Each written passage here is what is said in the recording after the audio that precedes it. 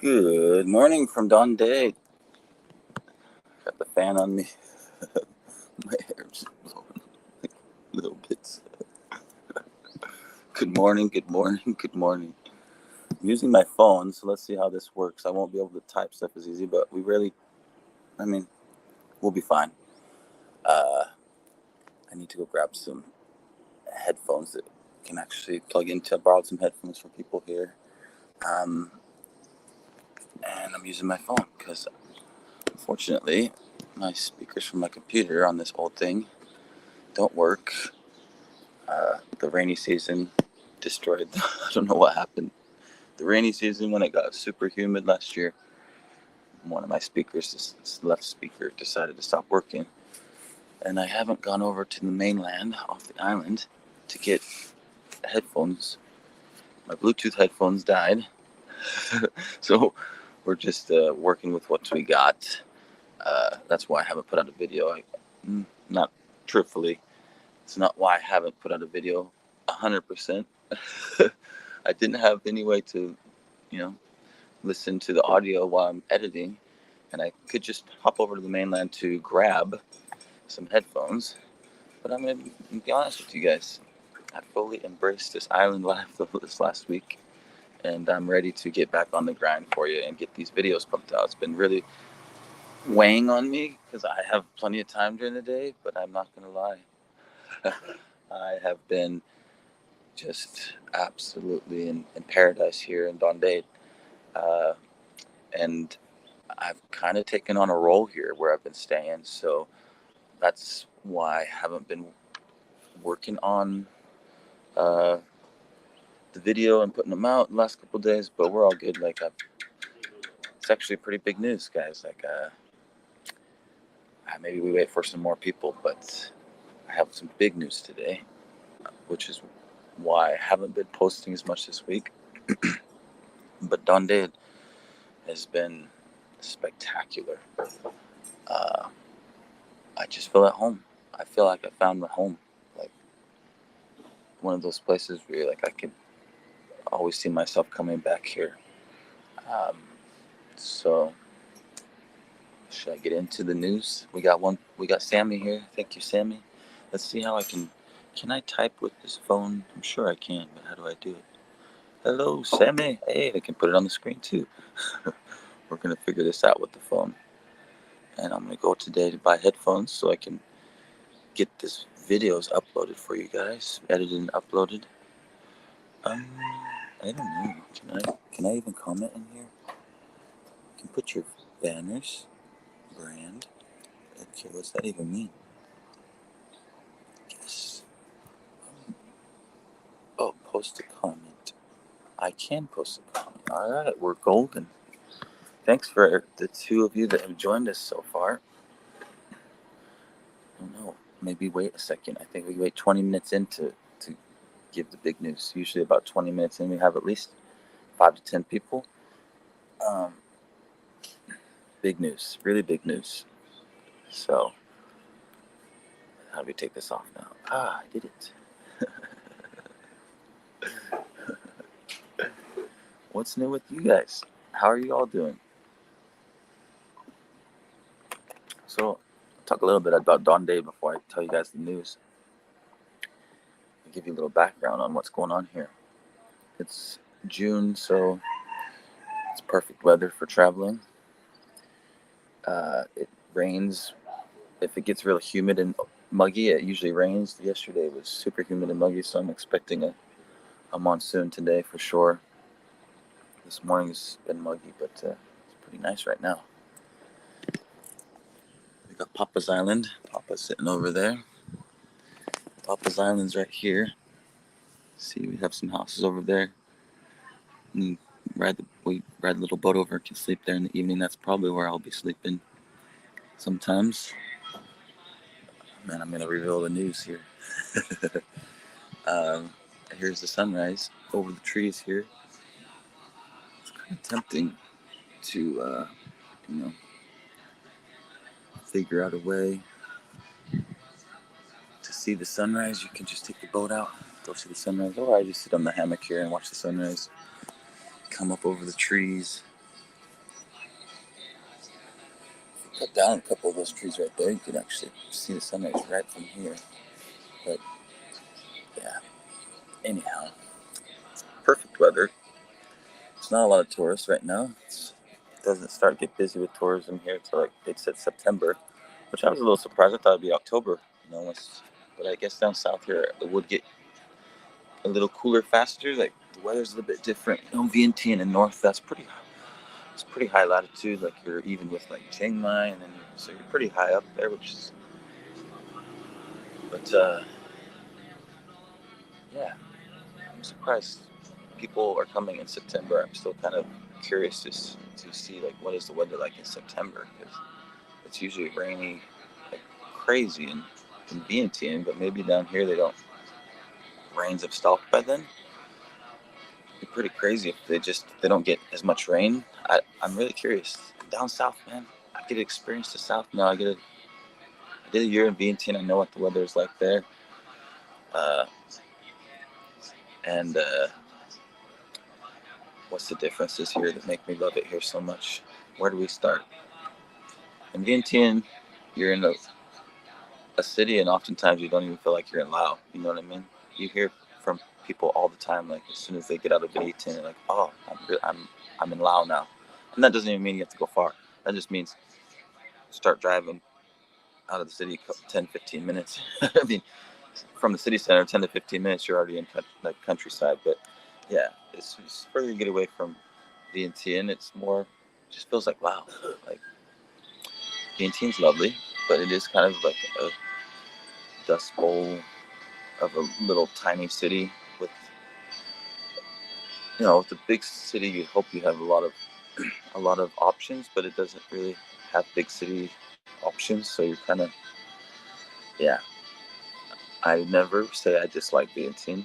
It's lovely, but for me, you guys got to know me and know how much I love like local life, and this feels just right to me out here. So, 8 minutes in, 5 people here. Thank you for joining. I feel like we may as well go ahead and announce that I found my new home here in Dundee, and I'm not leaving. I felt like it had. Good morning, Dan. Thanks for joining. I just dropped the news here. Talked to Dan the other day, but he already knows. So, buddy, I'm gonna start speaking Southern Lao, and then nobody will be able to understand me.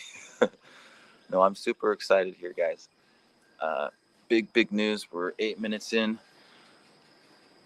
I will be staying in Dondade. I will not be going back to Vientiane unless it's just to pick up my stuff. I still need to figure out how either send it here, because the delivery services here, you'll see in my videos, I have a video about it coming up about delivery services. They're super cheap, super convenient. People will send motorcycles from small packages all the way to motorcycles. And I think you could send your motorcycle basically top to, all the way down south for like 50, $60. So I mean, it's nothing. I've had packages delivered overnight here for 25 cents. So it's nothing. I might have try to see if I can get my stuff shipped down, because it's horrendous trying to get down here if you're not flying.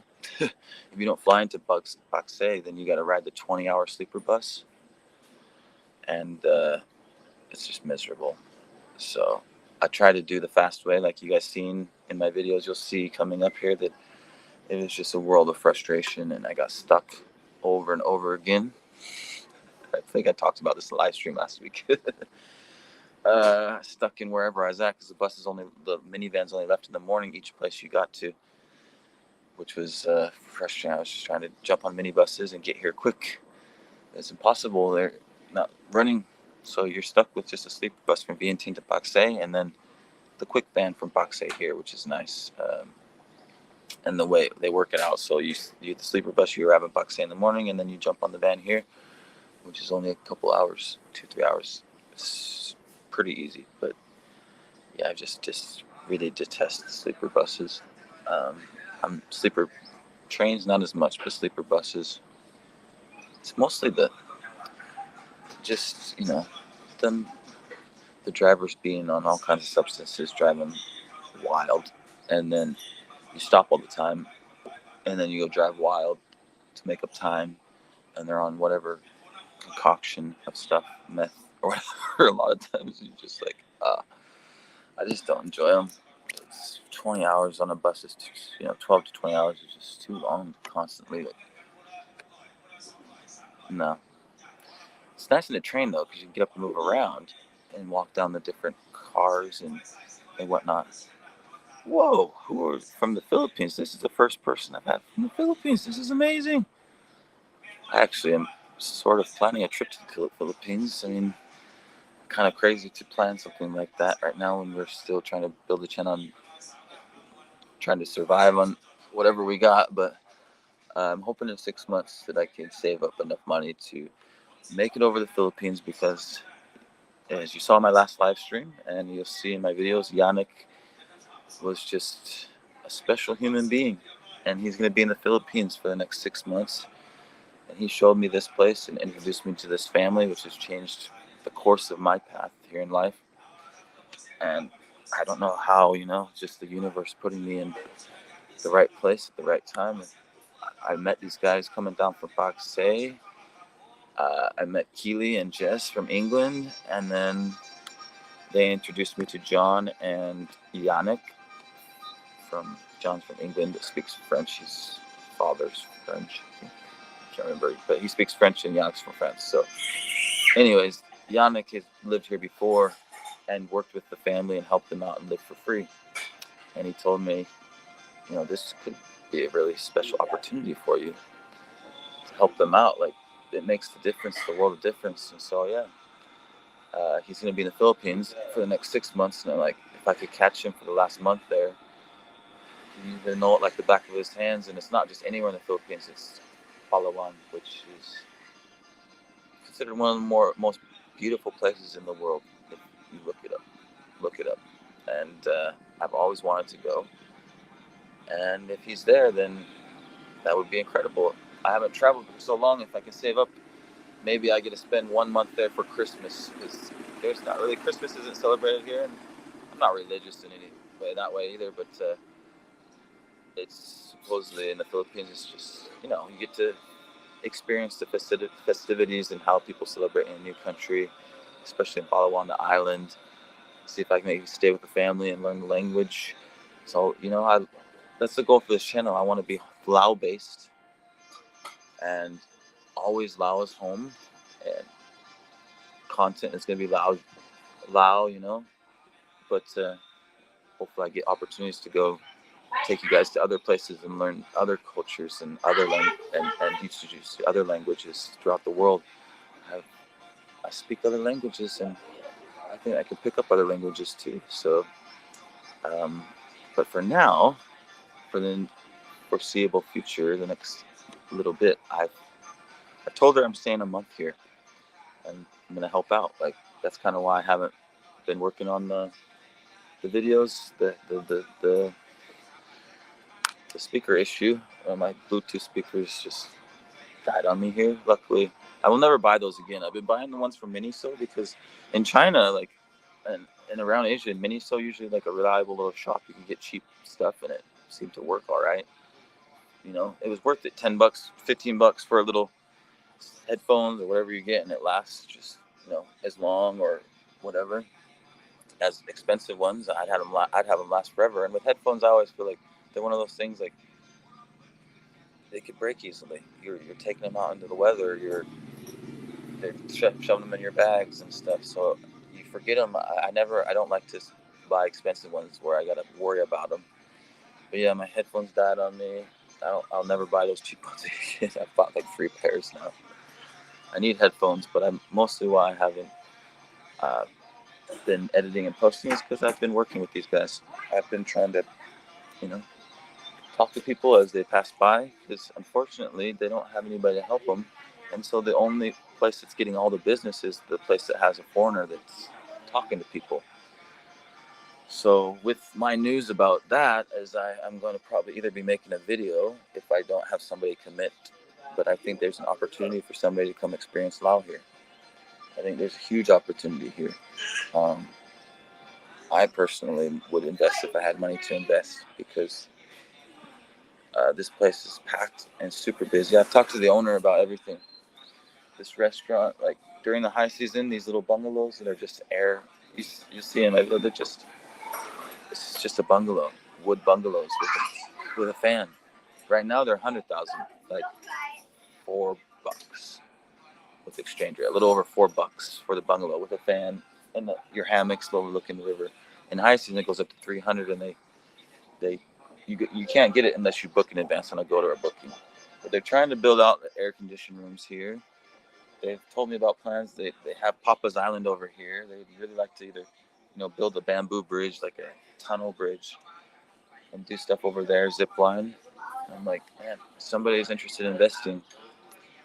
For me, I don't care, because if I put my time and effort into it, I just feel like I built a relationship, and I always have a family to come back to, and it helps them to, benefits their life. They can build their business, and that would make me happy to see them do well. So I'm thinking I stay here, I help them. They said they split everything with me. That's what they did in the past, like with Yannick and other foreigners. Like, if I talk to people and I get them to and they stay in a room, they give me a percentage of, you know, I organize boat tours, which I've been talking to people. I take people out on the boat, 50,000 a person, $2 a person, right off into the river, and people can enjoy the sunset, riding into the sunset on a boat on the Mekong River.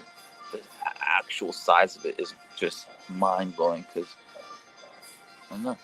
For me, it's like I never even imagined that there was big enough rivers to have their own little islands and stuff, and then you go out and to the river and you're just looking all around you. It's just islands. So take people out to do that on the sunset. And he was telling me, before, when they had foreigner helping them and they drawn in the business, they could easily make $1,000 in a day.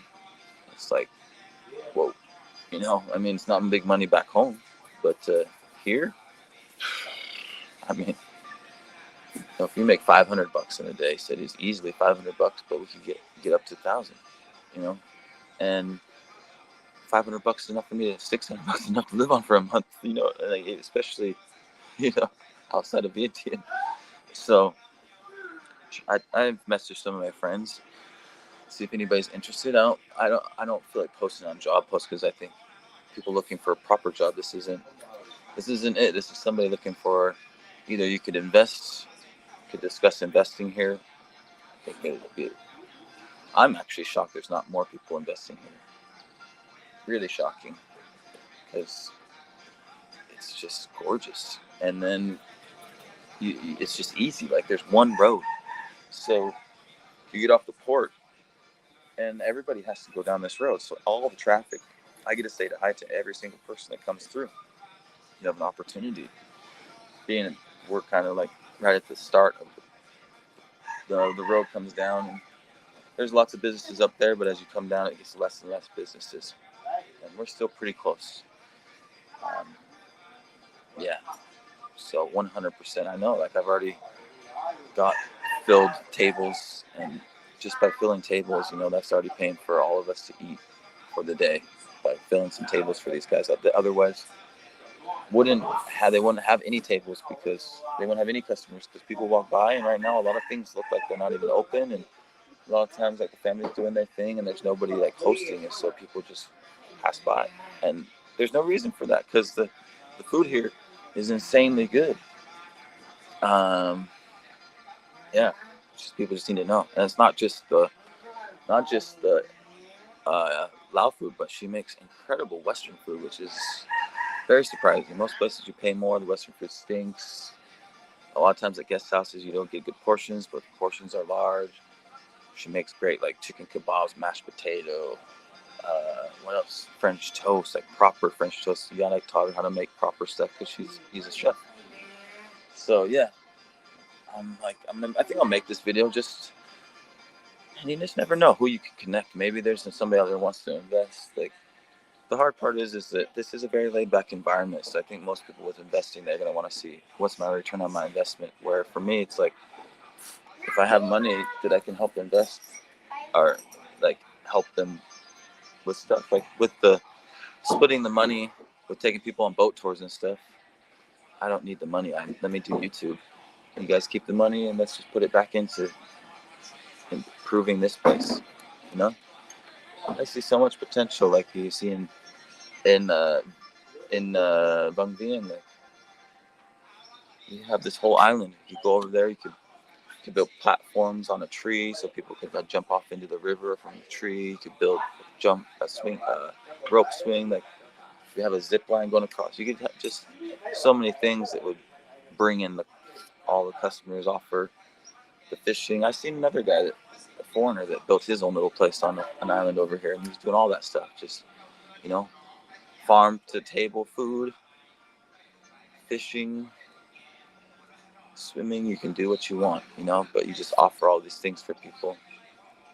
And really, it, it doesn't have to be a foreigner, but I think this would be a great opportunity for somebody like a young Lao man. The people I've messaged have been young guys that I met along the way here, because this would have been the perfect opportunity for me like 10 years ago, because you're gonna have to drink. I mean, you don't have to, but it revolves a bit around drinking if you're like hosting and bartending. Drink quite a bit, and I think for a young person, okay, great opportunity to live for free, live with the locals, and then you get to speak different languages every day. Since I've been here, I get to use Chinese, lots of French. So if you're into learning French, you have lots of opportunities to learn French. I'll probably need to learn some French so that I can just at least, enough to show people that you've made an effort. People, it goes a long way. It's being able to, and once you get basic conversation, then people are so happy usually, then it just leads into more. So I mean, this was something I dreamed of when I was 10 years ago. I could never find this opportunity. I think it's a great opportunity for somebody, and I'd love to connect the right person and organize it. Even if I've even thought like down the road, it wouldn't start till probably September when they get busy, and then I even thought if needed that I, you know, figure out a way. We'll figure out a way. I'm sure that I'm sure talk to them that they'd be happy to figure it out. But yeah, I really want them to have some help because I think that this business could thrive. Like the bar down the road, the reggae bar, which super stereotypical about any like stop along the traveling trails, like the typical traveling trails, and this is one of them.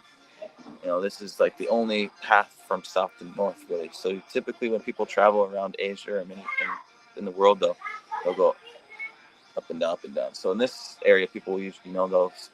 Wherever they start, you can start in Malaysia, wherever it is, they'll go south to north, and then the next country north to south. So we get a lot of people coming up from Cambodia, and this is that main stop. If people are going down to Cambodia, they stop here. Coming up from Cambodia, stop here. Otherwise, they just don't come this way because there's not. Most of the time, people stay up in the north of Laos. They go from northern Thailand to do like Nong Keo or Luang Prabang, Bunging, and then they just leave through Vientiane. Yeah, a lot of people don't make it down to the south of Laos. But with this being a main hub, you get everybody on that traveler's trail. So you're always gonna have people coming. And oh, kitty, this guy's so friendly. Yeah, but for my channel, enough about that. I think this is perfect because I can get to know locals and do all the things I want us to do. Like we can go fishing the other day. It's huge hooks just full of fish, and catch different fish from the Mekong, and just go do all the local stuff that I wanted to do in Vientiane. That was just talking about it, but not able to. It wasn't happening. It felt like I needed to organize it, whereas here I don't feel like I need to organize it. I just walk around and it's available. And obviously there's loads. Like I want to get to know people that maybe it can highlight somebody that does kayak tours, help bring some business to them, but have them show me the ropes and explore here on kayak, see what there's to offer. Like there's so much outdoor stuff right here that's like right available, local life for me to be able to film.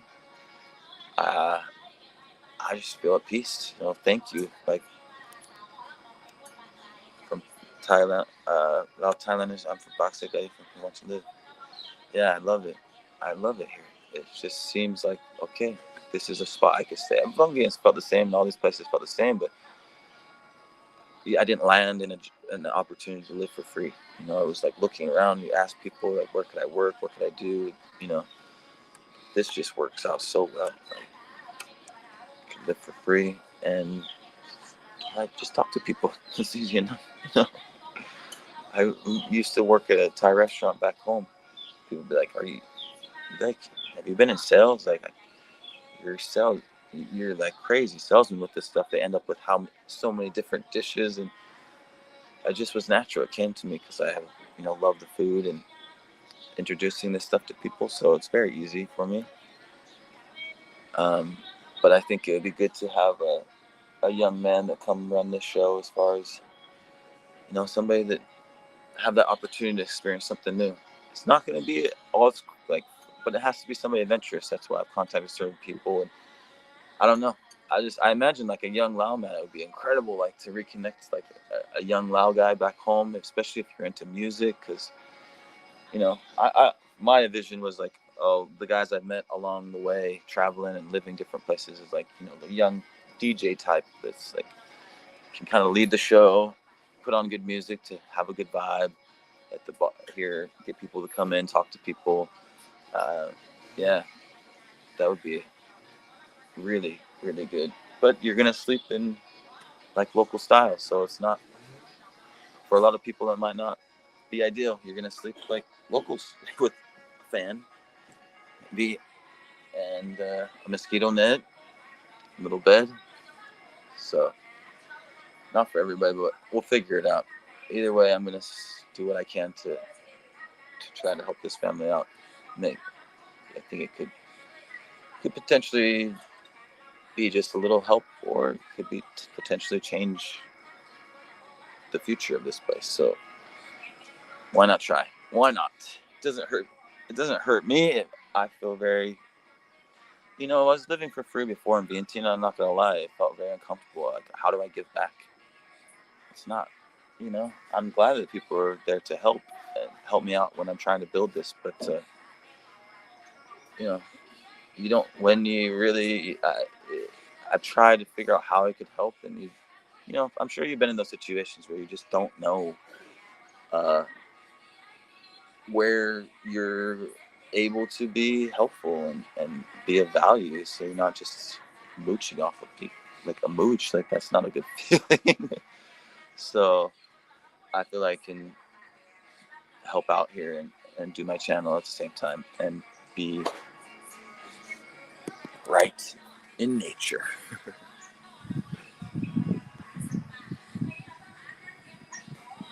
Like, yeah, crazy.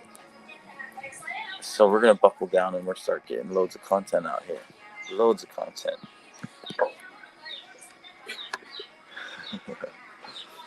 I'm so excited. Huge news. Like I just had a wave of peace and like freedom come over me this last week. I'm like, wow, we're still at the beginning stages trying to make it happen, but with this situation, like, I'm free. I can help out here, make YouTube, and it'll grow enough in the next month or two as we keep growing, and I'll be fine. We can go on to the next place and live locally and do something new. But here, I have so much to do. I want to go map out like the language a bit. That would be super interesting because it's so different. Like, yeah, I'll be honest. Sometimes I have a hard time understanding. Let's, for example, the word "man" in Lao, mom. They they say it more like Cambodian or Vietnamese. Man, man, man. And a lot of words like a lot of just. I would love to map it out because it's just so different. It's like asking me, "Are you going to the city?" And in Lao, you say, "Si khao pai nei mueang bo." But they're like, what should you say? I can't remember all, but the pronunciation. He called by Mương. Is he called by Mương? It's like these shortened, different tone, different sound. It's different. So I'm excited to kind of get to know the locals and see the local lingo. The tones obviously different. It's a shift in the tones from Sabaidi to Sabaidi. I'm afraid if I stay too long though, then it will be hard to break habits once you build them. And if you're speaking a very niche dialect, then you go somewhere, it's going to be hard. Like they have a hard time understanding my Vientiane accent sometimes. But luckily, uh, you know, I'm fluent enough that we can talk about everything. It's not a problem. It's just, you know, there's a lot of differences. It's fun. Uh, there's so much here, guys. There's so much to be excited about. How is everybody? Nobody's commenting, so hopefully I'm not chatting away too much like I did last week. I felt like I just chatted for 2 hours and it can't be that interesting. It's more interesting we have a conversation, is it not? But yeah, it's perfect for here for me. That I can get plenty of exercise. I'd like to be able to offer that to people too. I think this is a great place. This place is like where travelers go to take a rest. It really is. It's an island. It's slower pace. Although uh, it, the party scene kind of comes with the territory of traveling. It's young 20-year-olds for them. Most of the time when these backpacking trails, it's young people, young folks that travel all over the world. Europeans, a lot of French, a lot of Germans. Uh, Fortunately, Americans, we're not so lucky to have this as part of our culture, which we really should, because I think it helps these young people have a lot more perspective and respect and gratitude for what they have, and just so many things that they get out and they travel from when they're young. Yeah, mostly those guys coming along here, but there's a lot of people that do. I see people out running in the morning and stuff. I think to offer healthy options would be very good as well. But it's just kind of nice to be like, okay, now I have all these healthy options and I have no excuse to not be committed. In the past, it's kind of like, oh, it's easier just to go to the gym. But then you're in the gym and you're like, I don't want to spend my time inside. I'd rather be out, be outside but I'm in here. But now we have to be creative. We can do lots of pull-ups and lots of exercises, and which I've never had a hard time keeping in shape with that. You can do pull-ups and push-ups and swimming here in the river.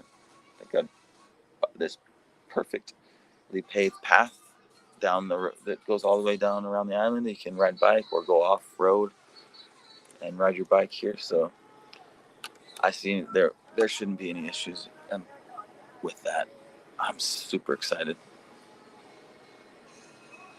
Let's see. Dan says, Barry, the best approach to living is intentional living. Set your goals, but remain flexible. Take things as they come and be open to new experiences and fresh relationships. Yeah, I really feel like I'm able to do that now, to just take on the opportunities as they come. And this is a great opportunity. So we're going to take it. Let's see. I can't see any downsides of me, I'm learning the ropes of doing the stuff on the boats here. Who knew I was going to become a pirate in Laos? Taking people out on boats into the sunset, drinking Lao, some pirate stuff. But no, I think it'd be amazing. Yeah, the goals have been just like Dan said. I think the goals live locally. So, and I'm gonna meet lots of people. That's the other thing I think for somebody considering when I put this out here. Considering coming, you're going to be able to meet people from all over the world, which then gives you opportunity if you want to travel. Let me help this customer real quick. Chinese. จ่ายเงิน น้อง รายเงินให้เราเนี่ย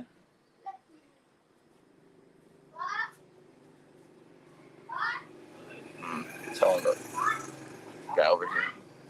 Long boy, their son. So the owner's named Sum and Icon. They're fairly young. I don't think he's gonna be 40s. And then a couple kids. Boy is the young boy here. They have a little baby. Papa usually laying there. He's pretty sickly. Got a lot of health problems. But yeah, kayaking is. I see him all over, and I'm like, how cool is that? Be able to kayak. Maybe we can find some rapids even. I'm like, man, this could be even more incredible than I even thought of in the beginning. When I started yesterday, I was really thinking about writing down what I could be doing for videos. Yeah, the amount of things you can do with the water right here is just explore. And there's remote islands. I mean, that's the crazy part. Papa's Island is right here, but like you literally can jump in the river and just float onto an island. There could be nobody there. But yeah, that's the whole premise of the boat ride, sunset boat rides. Is we take everybody out and into the sunset and stop on an island and enjoy the sunset on a remote, uninhabited island. Pretty incredible. It's like a dream. Hope to see you guys out here. We'll see. Really, it depends. Like I plan on a month, and if I can organize somebody and we can organize everything, I might stay here. You know, especially if I can find somebody to come take on this role. Then yeah, stay here for a minute. I got a lot of Lao to travel though, so I can't commit for long term. But we'll see how it goes. But I can't see. Sometimes I think you got to stick around. You know what I mean? Like Dan said, be flexible and give something an opportunity. Like I'm not going to just fall into something like this. I've traveled up north, and you know, it's not every day you fall into something like this. I would have loved for a place in Vientiane to have been like, yeah, just help us out and stay here for free. Vientiane is so amazing. There's probably the two places like here in Vientiane, because Vientiane has mountains. There's got to be some mountains you can climb because there's mountains on these islands. So I'm so excited to explore this. This is raw as it gets. You know what I mean? Like, it's not going to be explored. Like it's more off the beaten path. Vientiane is much more of a destination. This is much more, like I said, people got to be committed. They're either traveling down, they're coming from Cambodia, or they're going to Cambodia. So if they're not, then this place is even on the list a lot of times. Super raw. Thank you. See you again. Lovely girl from Taiwan. Lovely. Yeah, I get to use Chinese here. How nice is that? I can't say enough about it. I'm really excited. I've been talking about the same thing for the last 20 minutes. But this is life. What's going on in life here? Today I'm getting that video out. I'm sorry, guys. I'm really kicking myself. Like I said, it is very easy to get sucked into. I felt like I took a minute here. I took a minute to just do some reflecting on everything that's happened. But I'm ready to really grind away with getting the videos out for you guys. So yeah, I'm sorry this last week. I really embraced the island and just a lot of time on my hammock, writing, reading a book. It's been so long since I just felt like at peace, you know. Yeah, really peaceful. And it's not like, yeah, like I said before, it was just mostly because I didn't feel like I could give back and didn't know where I could help out in my place. And you don't want to feel like that, like you're just at somebody's home and you're not able to contribute. So this is a much more comfortable feeling being here. Yeah, what else is new? What's new with you guys? I'm curious to see how the weather develops, but so far people are so crazy not to visit Laos during the rainy season. It's perfect. I'm curious to see what it's like here in cooler season. I'm wondering, is it cool further south? The route is from Siem Reap. That's right. Barry, what route are people? Yeah, guys, come with the questions. We got 7 people here. I I don't want to talk by myself. If you have any questions, that could be. I even thought about sometimes bringing in some Lao, but that might throw everybody off if I did like a 10-minute Lao during the live stream. But just trying to think of something where it's not just me chatting away by myself. Barry, what route are people using to go through the 4,000 islands directly between Bangkok and Siem Reap? Is it kind of off the beaten path? It's right on the beaten path. I don't know about Bangkok. I'm pretty sure you can come from Bangkok too, because I'm pretty sure in Bagse. Yep, that's what happened. When the van picked us up in Bagse, we dropped off a few people over at the bus station to go to Ubon. So I think you can come up the Ubon route here. And then otherwise you're coming from Siem Reap. Yeah, that is the only road. It's coming up this way. Very easy, super easy. And from Vientiane, yeah, coming down this way. It's not off the beaten path, but it's a much less traveled. Yeah, people tend to stay up north. Like they have to be kind of committed to the north-south travel, and most of the time, if it's people doing that, then more likely than not, they'll be going. If they're going north here, they're probably going to head from northern Laos and go into Vietnam, or they're going to Thailand, and they'll go down south from there. But people with maybe shorter trips, and the average traveler, like I said, they go straight through Vientiane. They go up from southern Thailand, and they go up to Vientiane, and they go up to Vang Vieng, Luang Prabang. Maybe they get up as far as Nong Keo, but not usually further than that. And then they come back and go back down to Thailand.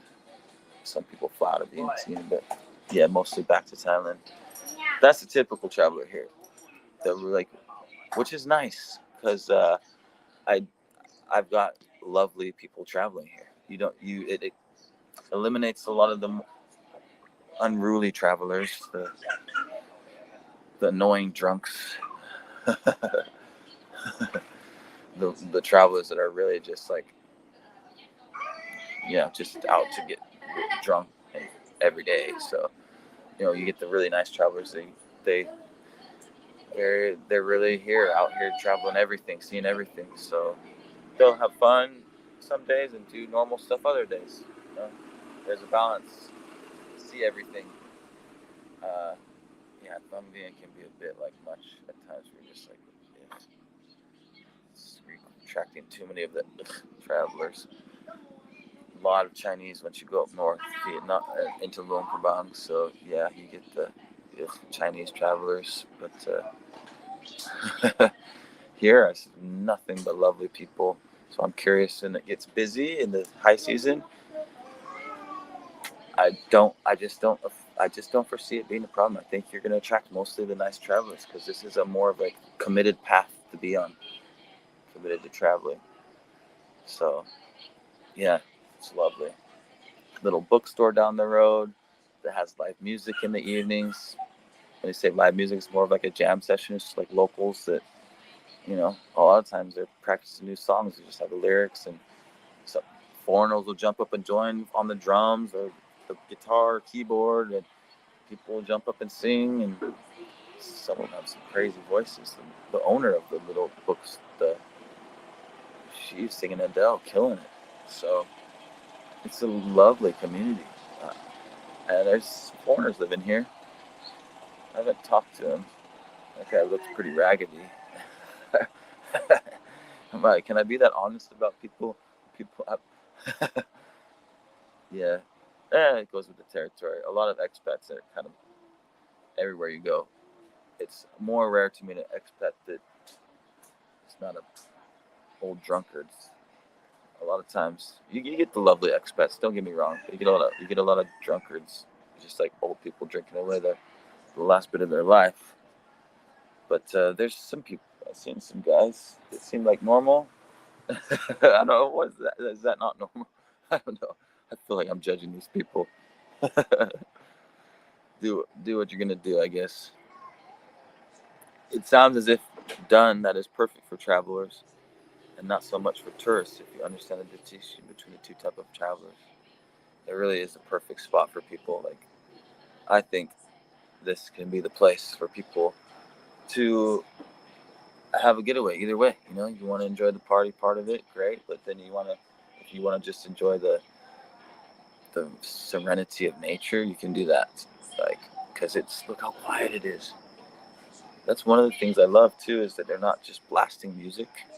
Like, at least there's the courtesy and like, I don't know. Some places you travel and it's like from the friggin' time the place has got somebody cleaning it, they've got the music just ramped up, and you're like, this is nice. I love it. It's so loud. Like, I want to tell them to put it on the loudspeakers, because a lot of times Papa has his traditional music on. And I'm like, this is loud. This is how people should experience waking up in Lao. Like, we wake up with the pin, like a lot of pin in the early morning, and just like the light stuff. And then as it gets a little later into the early noonish, you can put on just like, you know, the local, maybe a little bit less of the chill stuff and more of the upbeat local stuff, but still like local music. That's, to me, like, that's my experience in Lao. You know, in Lao or countries, you wake up and people just got local music playing, and you got the sounds of nature. So you can experience that here easily. You can get a book to read from the bookshop. Now, I wonder if anybody's organizing any health stuff. That's kind of what I want to look into for staying here. Is, hey, is anybody running a yoga class during, you know, once or twice a week for people maybe they want to join, or anybody running like an early morning run or a swim, or take people out, you know, who knows, do some health related stuff, and that'll draw people in to come have some breakfast as well. You know, there just needs, it's so chill here that they're just not even really bothered about the advertising or bringing people in. I'm like, you compare it to some other very touristy places where they always have somebody standing outside, like, oh my gosh, if I just had even a little like a Lao college student, if they wanted to do something like this would be such a good opportunity for somebody that wanted to do tourism.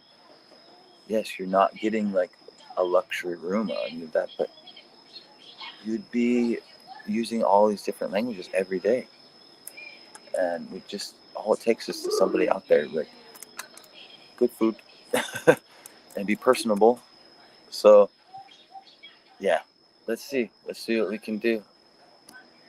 Not Don that. No, it's not Don that. Not that Don. Finger seeing keys on the phone here. Let's get some water in my belly. Chatting away.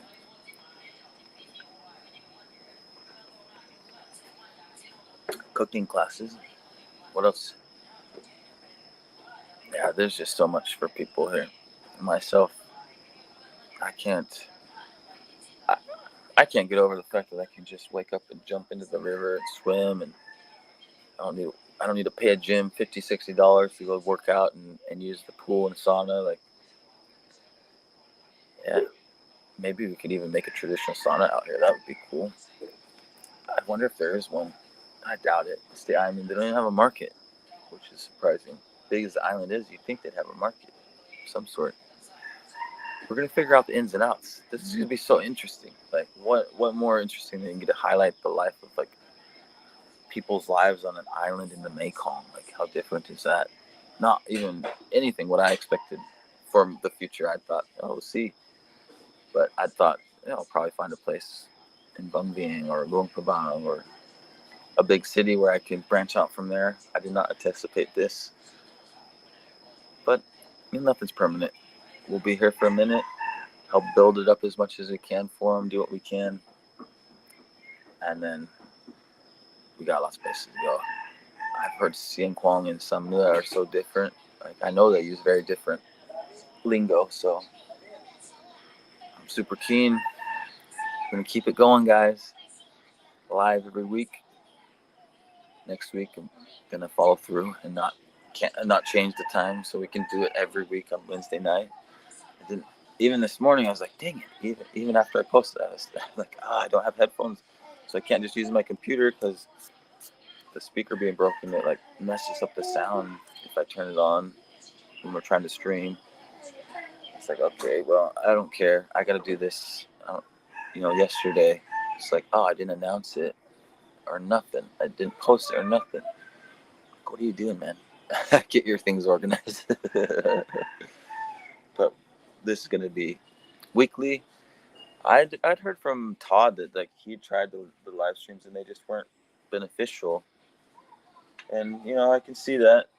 You spend your time and could be spending the time making videos, shorts, doing other stuff. But I think it's like just nice for everybody to be check in, real time. Who knows how long they'll be? Maybe sometimes they're 30 minutes.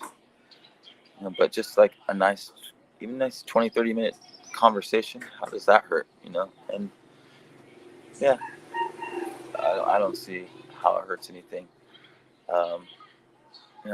So I'd like to do it every Wednesday night, Wednesday night your time, Thursday morning my time, break up the week, say hello, and that way you kind of get to see what life is like going on in the moment.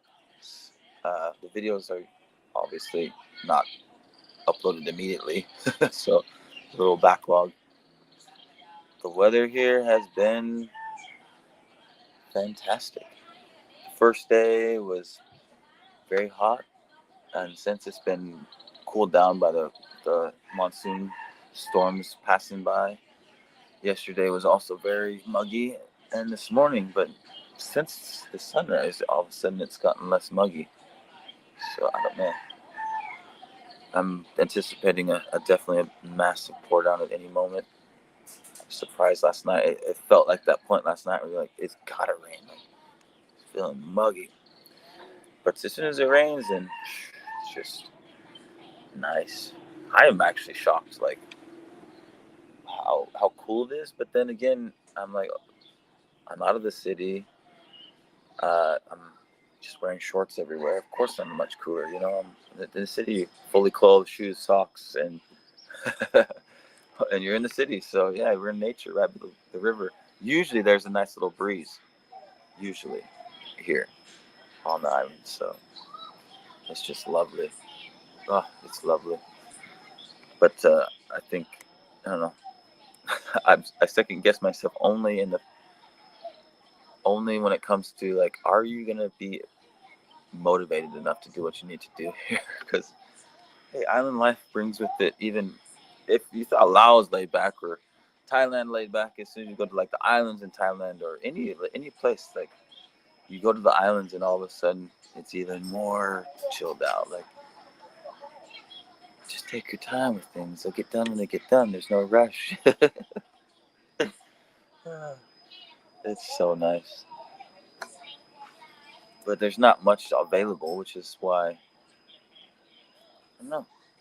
My mind's going 100 miles an hour, and I'm like, okay, you're not here to try to do business. You're here to do YouTube. So stop thinking about business. But I'm like, everything seems like a business opportunity. You can't get anything here on the island. It's like, how silly is it? There's no farm. Why is there not a little pharmacy? You have all the business on the whole island. A little pharmacy. And everybody needs it.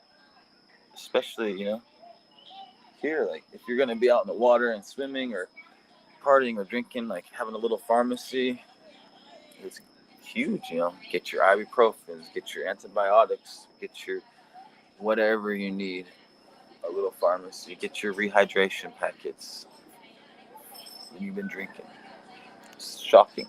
Like the headphone thing. I'm like, really? There's nobody, like a little electronics store just selling like chargers and headphones and little things that everybody's gonna need. So it is nice though. You don't want to. I don't know. You don't want to. At the same time, you're like, let's build and see this place flourish, this business. But at the same time, you're like, do you want to push too much for this place to change? I don't see it changing in the next 20 years. Oh my gosh.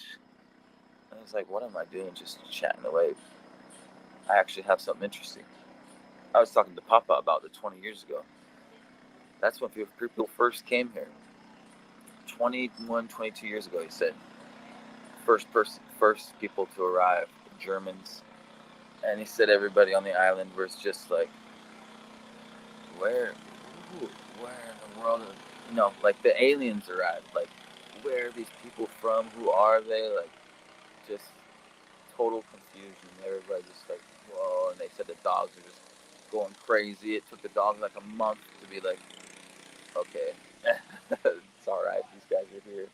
They said first came the Germans, then the French, then the English, and I mean Americans way down the road. But yeah, super interesting. And I asked him if it was how different it was, and he's like, yeah, it's like there was 4 rooms available, like a little guest house, 4 rooms for like local travelers. That was it here, 21 years ago. No road, obviously. Then this road that they have now, that's lovely. It really is incredible. It starts at the port here. It goes all the way to where the island like drops off. And I don't know how to even explain it. It's one of the. It's so beautiful. It just drops off when you get to the end. At the end of the island, another like port side over there. But it just, you have a view, and it's like you feel so small as you're just looking out all these islands in the middle of this river. It's crazy. But that this road was only built a few years ago. Yeah, everything basically that's been developed, from what I've seen and talked to people who've been living here like 20 years, was done right prior to COVID.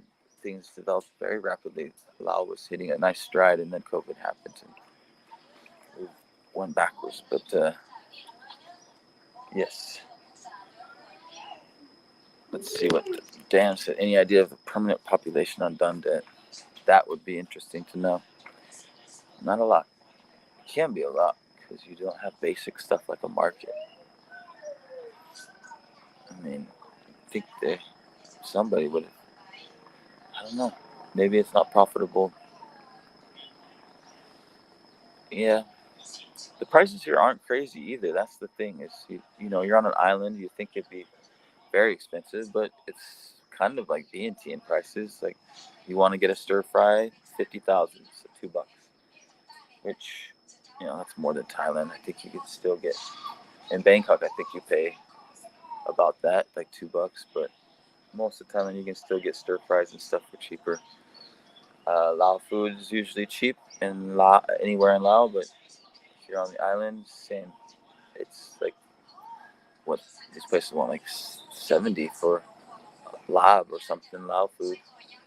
But yeah, food situation a little bit more expensive. You can bring a bunch from the market over at Nakasong, Nakasang, no, Nakasang.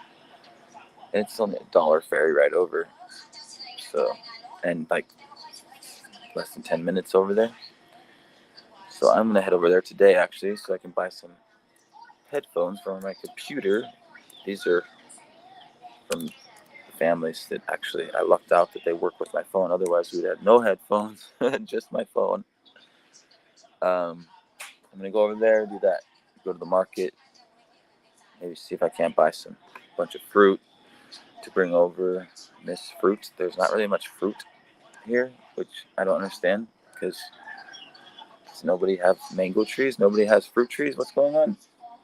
It's mango season, and I'm not devouring mangoes all day. That is not right. The most delicious fruit in the world of all time. One of the most delicious fruits ever. Such a, I don't know, mangoes are incredible here. You eat them and you're just like, oh, this is just life giving. This thing here. And they're like $1 for a kilo usually at this time of year. But I haven't seen any. Yeah, even the market at Nakasone, like right by the port, I think there must be a more proper market because the little market I went to was like the fruit was all looking pretty bad. And you're like, it's interesting. I think the farmers here might have probably were right when they told me, farmers in Savannah K, they said there's just not really a fruit market and almost everything's imported from Thailand. It's like, so a place like this, if you really don't have it's set up with, fruit being transported and sold throughout the country from orchards. And yeah, by the time it gets out here, it's like, it wasn't looking very great. And I learned something. There was a moment where somebody commented on my video, like, oh, the Asian pears are bakdong, makdong. And I was like, what? Okay. Everybody I asked at the markets, everywhere I went, has told me it's maksali. And I looked it up on the internet, and it came up. But makdong came up as an Asian pear. I mean, I guess I was wrong. I learned something, even though I already taught in my Lao video that Asian pear was maksali. Like, great, I'm teaching people the wrong thing. But then as I traveled south, every single place I've been, down even to here, I tried to call it bakdong and buy at the market, and they're like, huh? And I'm like, what do you call this? Like, maksali. So I don't know what region's calling Asian pear bakdong, makdong, but it ain't any place I've been yet. Even though the internet even shows it. Weirdly enough, you have pictures of two different fruits though, so I'm guessing that it's this other fruit. This other fruit was like looking kind of ovalish and greenish, and I don't know, because I've had somebody else tell me the same thing. They're like, oh, bakjong is a different fruit, it's not Asian pear. Hey, you just have to kind of go with the flow, because I don't know, at moments I'm like, I don't want to teach people the wrong thing and give people the wrong information, but you just have to really accept that we're human, and even the most basic things you think you know, sometimes you don't know. And it's okay. We're learning. So, yeah. I really wish I had some fun lingo to share with you from here. But I haven't even asked anybody for some specific lingo yet. I've just been trying to listen and get my ear attuned to this shortening, like this. In linguistics, it's called the glottal stop. So when you stop the airflow, just like when you say ah, instead of e, e, right? So they're doing that a lot, like shortening things like mat, milk, milk, milk. I don't even know how that one's supposed to work, but yeah, it's different, very different. All right, guys, it's been an hour of me chatting away.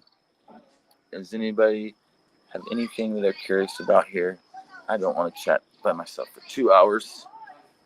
I think we didn't get as many people because I've been maybe inconsistent with my videos, or inconsistent with the time of the live stream. I don't know. Usually have over 20 people, and thank you for everybody that's here. That's enjoying the live stream. 7 people. Thank you. I appreciate it.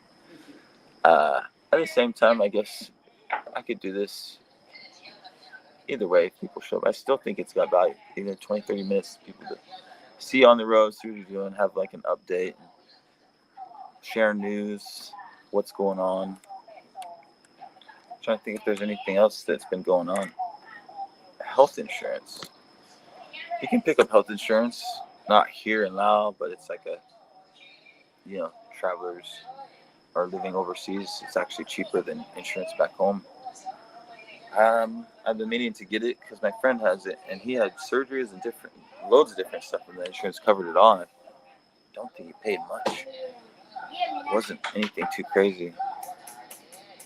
I think insurance. It would be obviously smart to have insurance cover you if anything happens. You just never know. Like when I had to go to the doctor on this trip with a boil on my booty, and I didn't have any clue what it was and what to do. Now, as with so many other things that throughout life that happened, and now I could have just gone to the pharmacy and got some daggum antibiotics and saved myself a lot of money. But it's all right, $50. It wouldn't have been that cheap back home.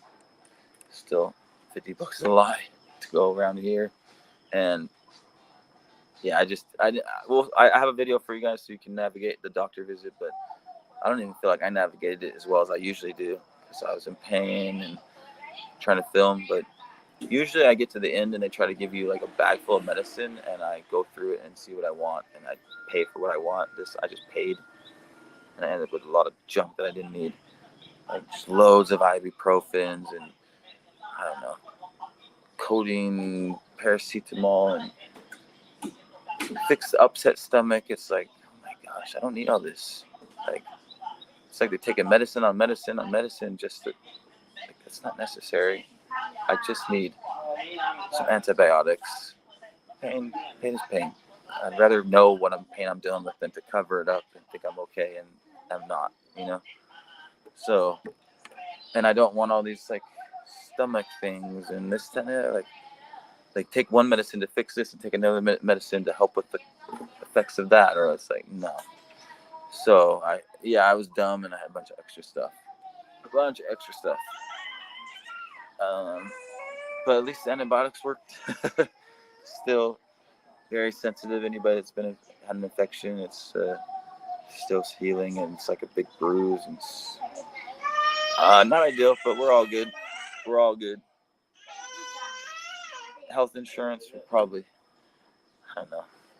I haven't worried about it as much because I'm young, but it would be silly not to have it. You know, never know if something serious is going to happen. But then also here, if something, it's just so cheap. It's like, unless I wouldn't need it unless it was something serious, and then I'd probably go to Thailand anyways. I don't know. The health insurance thing. Get some health insurance. Have yourself some peace of mind. And I'll look up and find out what it is. This is called. What the heck was it called? It's like on the tip of my tongue. I apologize, guys. Anything else that you guys are curious about?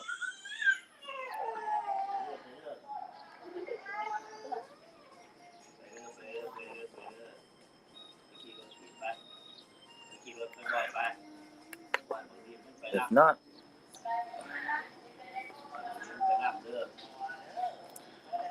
it sounds as if Dundet is an outlier, sort of like a traveler frontier. That appeals to a certain type of traveler. Common denominator of it all is it everyone craves up-to-date and relevant information. Yeah. I don't think there's anything on Dundet, to be honest. I mean, I'm sure there's videos and stuff, but I think I can show like everything I do. It's going to be more detailed than the average traveler can show. I'm going to definitely do a video on the people at that, like the what do we call it? The library, the book cafe. I need to look up the name. I think it's called Osa. Probably her name, Osa's Cafe or something. But you'll see it on reviews, and people are, oh, this place is so lovely. It came every night, and yeah, special places like that. I want to highlight people, kind of get to know the owners and highlight them, and then we can have that type of content for people when they're looking for Donde. Yeah, and make it. Yeah, there's loads of things to do. I'm sure I'll get to explore stuff that the everyday traveler is not going to see too. So I kind of hope that I'm here for a minute, so that maybe when some of you come in the fall, then I'm here, and it'd be cool to see you out in this type of environment versus in Vientiane. It was like, okay, people, you see each other, so yeah, we can go for a meal, and I don't want to be in like this habit. Yeah, for me, if people want to meet up, it's like we got a meal, but I know how you know how it is. Like people want to meet up for a drink, but you just can't possibly drink like that. You can meet up for meals is nothing, or meet up to exercise or do something. But if everybody's like, let's grab a beer, like you can't do that. So I just thought Vientiane's a tough one, like, but here I feel like I can really show you Lao, and yeah, we have everything at my fingertips, like available. I could take you on a sunset boat tour.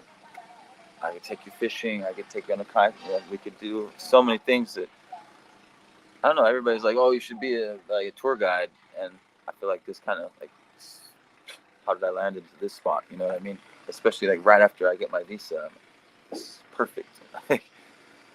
We'll see. I really could see this is like a long, And if the channel makes money and I start having money to invest, like I would want a place here.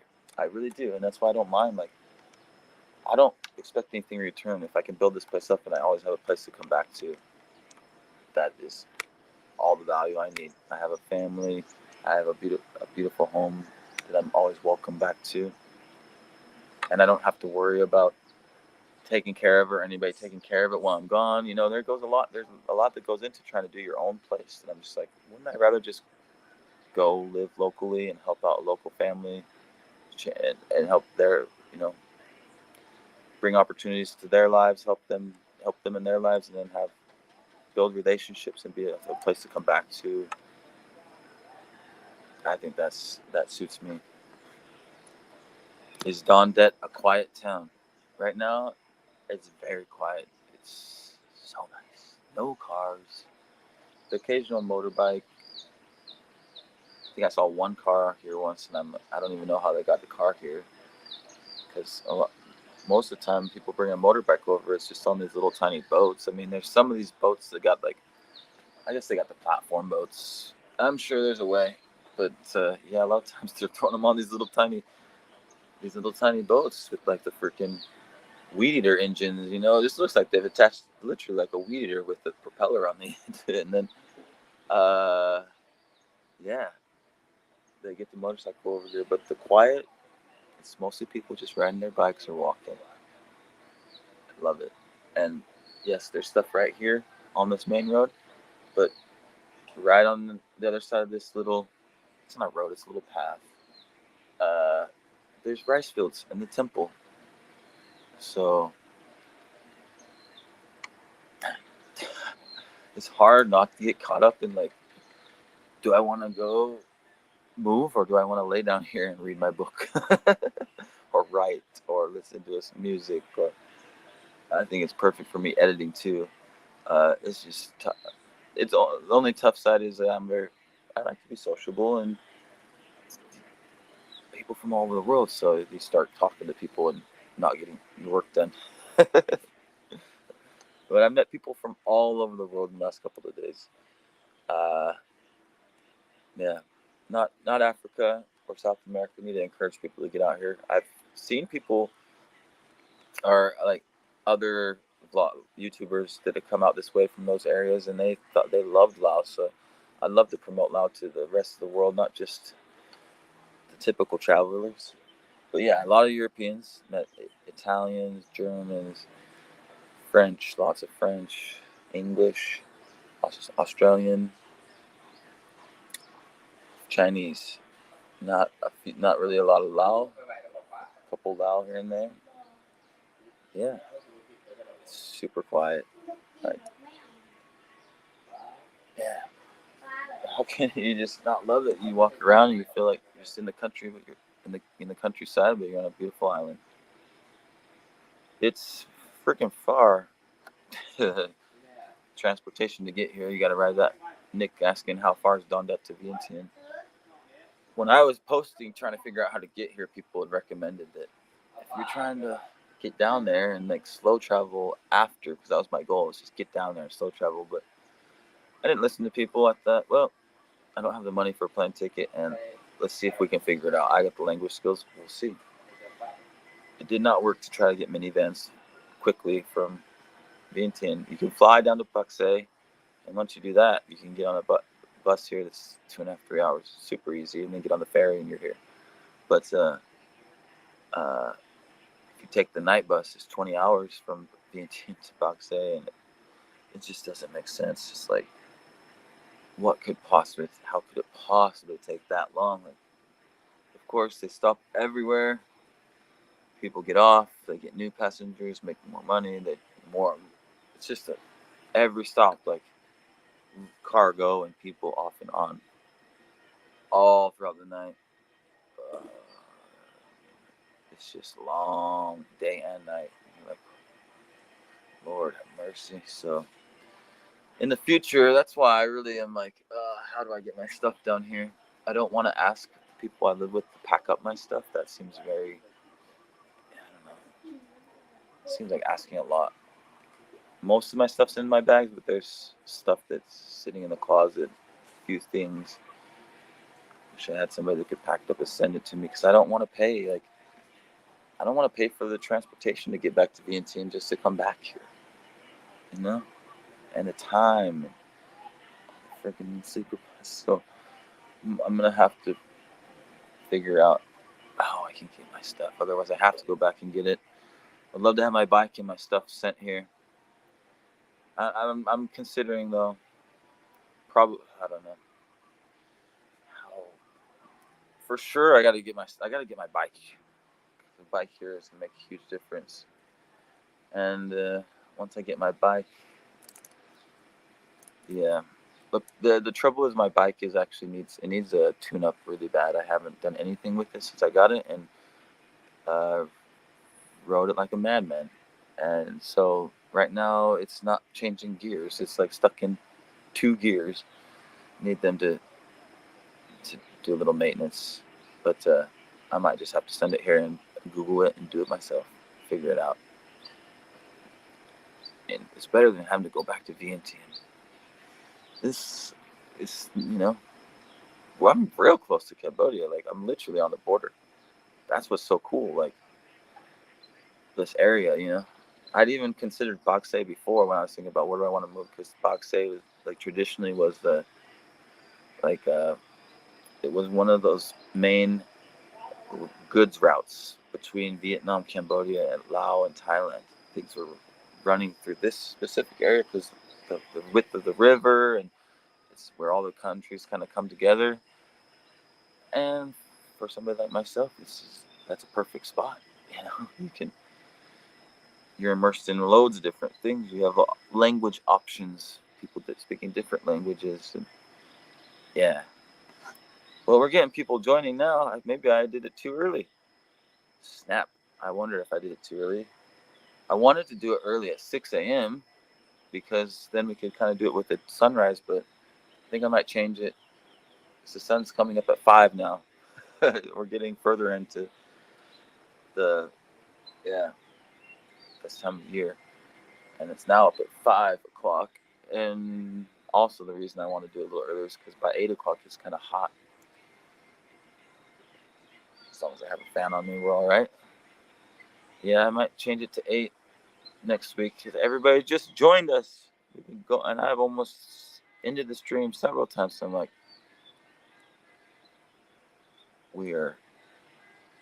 looks beautiful. It is absolutely insane.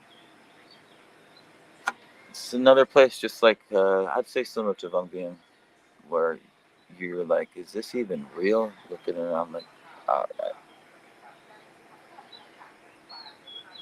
What's going on at Sabaidi? Or should I say Sabaidi from here in Dundee? What's up, brother? Shinobi. What's up?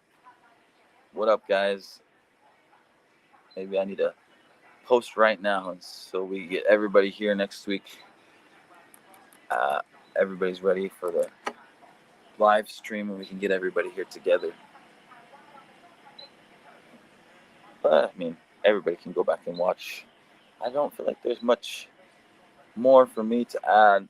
I'm happy if you guys got any questions. We want to keep chatting. Type in the comments. Otherwise, I'm gonna leave this as is, because otherwise I'm just gonna be repeating everything I said. What is up, Bo? Yo, yo, yo, my man. There's a lot to be said of the vagabond life. Someday you and I will be able to sit down and discuss the ins and outs of alternating between a leaf and a stream and a wheel and a rut. Yep, you're definitely gonna have to explain that to me. I don't know what alternating between a leaf and... This is a idiom, English idiom. I do not know. Between a leaf and a stream and a wheel and a rut. Well, being that I'm a nerd about languages, I'm gonna have to look that up in a second. That's the other part I love about this. We've been talking about Ben de Lao 3 times and have not made it down to Donda next time. Please do. Nick, My man, thank you so much, dude. This is why Todd said that they weren't really beneficial, but I'm like, there's always a chance people may super chat or super like, and it's worth it because every penny here goes so far. Thanks, man. Oh, man, that's so nice. Thank you so much. Thank you, thank you, thank you. I'm hoping that I can, speaking of dinner, like, it's like, I don't want to step on anybody's toes here, but I'm like, man, they could do so many cool things here so easily. And they have like a little, laminated, A4 size paper that, from another, like a foreigner, I don't know what he's done. You can't buy land here. So maybe he's obviously got to have a Lao wife, but he's claimed one of these islands over here, called it Don Phalang. Thought it was pretty. I mean, that's pretty good. That's pretty good. What? That is so nice, you guys. Like, oh, thank you so much. $20. Oh my gosh, thank you so much. Uh, Thank you so much. I'm speechless. Thank you. Thank you. Even like $10 makes this stream worth it for me.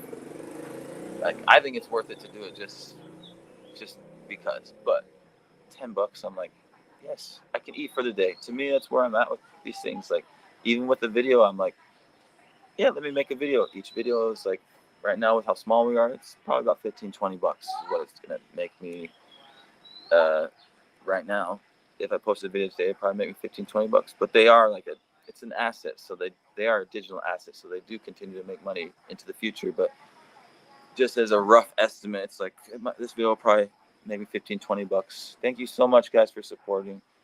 Anyway, I was saying this guy had a little flyer, and he set up himself a little hut house thing and was doing all that stuff on his own little island, offering farm to table food, uh, and fishing and hammocks and all, like, just everything, so you can just completely chill out on, like, basically a remote island besides his little place. And then they'll pick you up at 10:30, and then you can watch the sunset. You can cook the fish that you catch. Like, there'll be food and all that. And I think it was $15 a person. But yeah, as far as what I mean by that too is just like, there's nothing on the menu of like Mekong fish. You could be selling that dish. Like, you could be selling like something really unique.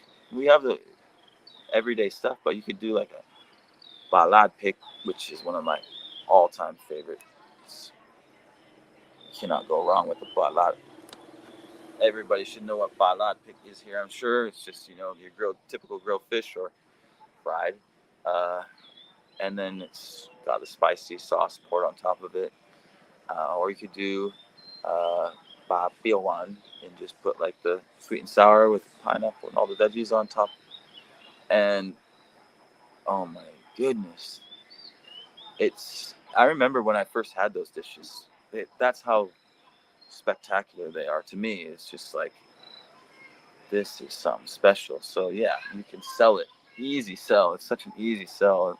Instead of like a 50 or 70,000, sell that for 130,000, 150,000, like $7-8, because they could feed two people too, for sure. Man, how special would that be? Freshly caught from the Mekong, just fish and stuff. They don't do that. It's surprising. I'm sure there's other restaurants that do it. And we're gonna go out fishing. I'm gonna go out fishing with them like that. Anyway, loads of I keep on going on about this. Let me make sure that I'm keeping up with you lovely people. Both may be moving.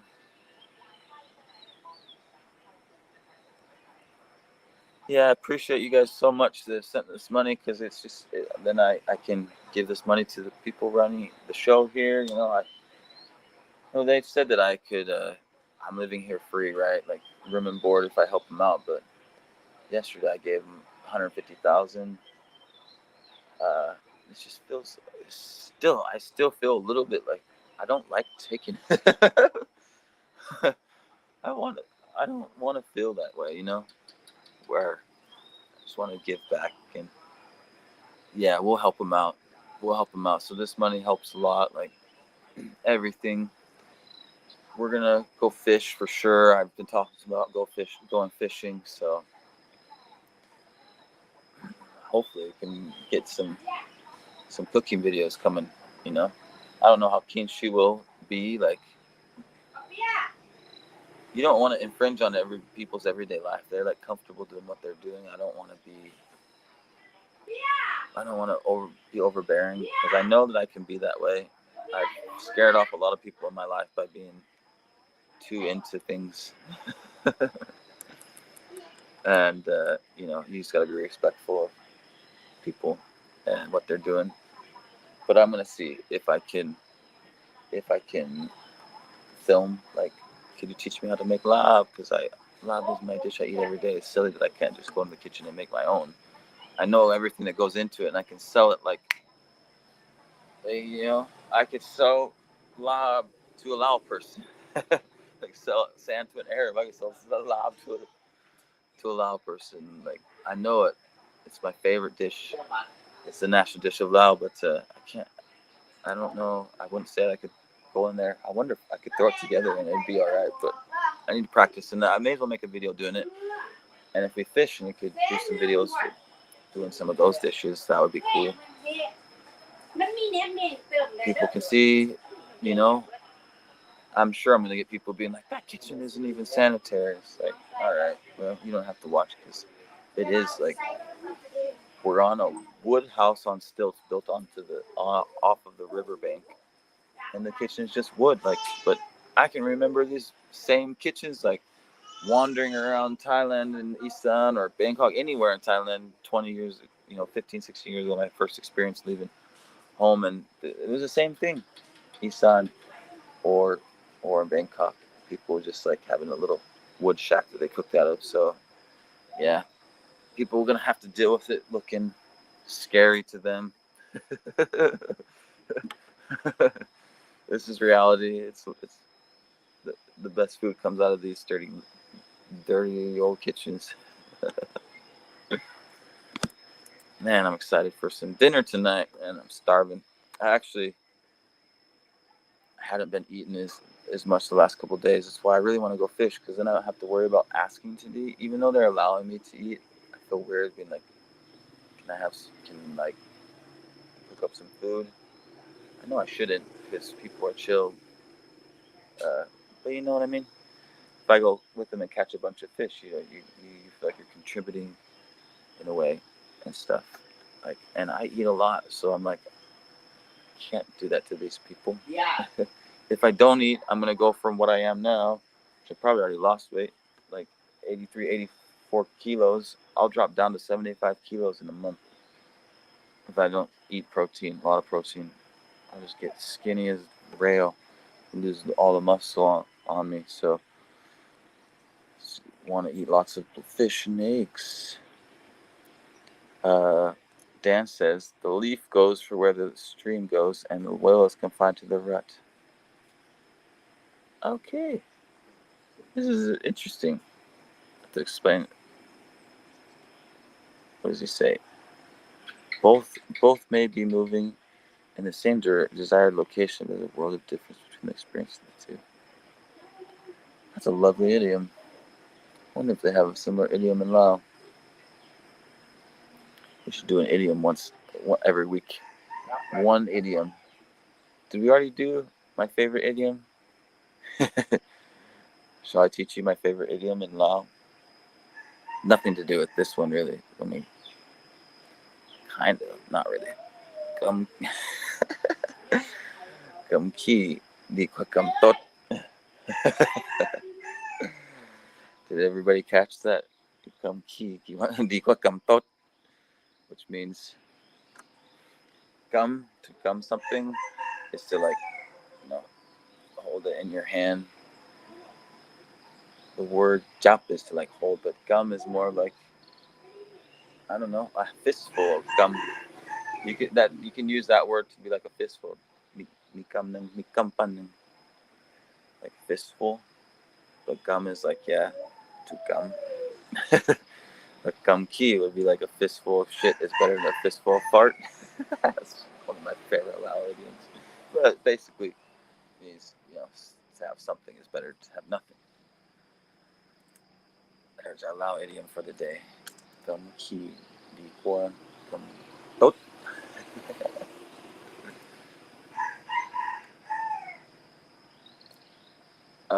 To Nick and Ott, again, you guys are just so awesome. Thank you so much. It's 7:30 and are you leaving us? Bye-bye. Miss you. Thank you. Miss you guys every week. It's 7:30 here right now, actually. Lob, yeah, lob is if I was to make lob my way, it takes a little time because I would smoke the meat. I would grill it on the traditional tawang lo, the clay. Uh, I think in Laos it's called, in Thai it's tawang lo. In Laos it's just called tao lo. I think. And yeah, just like the clay, the traditional clay, like pot looking thing. You put the grill rack on top and you have the coals in there. But you cook it with like wood or something in there. You give it anything just to give it, even if it has smoky flavor, some smokiness from the charcoal is okay. You get some smokiness to that meat. Then use that for our lob. But then the rice powder takes a minute because you gotta roast your rice powder, put it in the mortar and pestle, pound it all up, very fine. It's not super labor intensive. After that, it's just throw it all together in a bowl with everything. Shit, I think I know how to make this. Why am I even questioning myself? Sometimes I question myself. I'm like, I've done this a million times with people, but I just never. I'll be honest, I never really sat down or just made Lao and Thai food on my own. It's always been with people. If I'm gonna eat it by myself, I usually buy it from the market. I should make it myself because it's not really loud. Once you do that, you just throw it all in a bowl. Fish sauce, lime, roasted rice powder. You can put in a if you want to know. Salt. Wait, you can do a little salt. You just use a fish sauce. Fish sauce is usually your salty factor, your salty ingredient. You can put a little bit of pia if you want, a little bit of padag if you want. Whatever your vibe is for your lab, and then some mint. Am I missing something? Pretty sure we got it. Mix it up. The mint usually goes on last. All your chilies, put your chilies in there. I think that's it, y'all. That's the national dish of Laos. My favorite dish of all time, and the last dish I'll have before I die. It's like every time there's something that's like I gotta celebrate, or this is my last meal. It's like, give me a beer Lao or beer Leo, whatever you're at.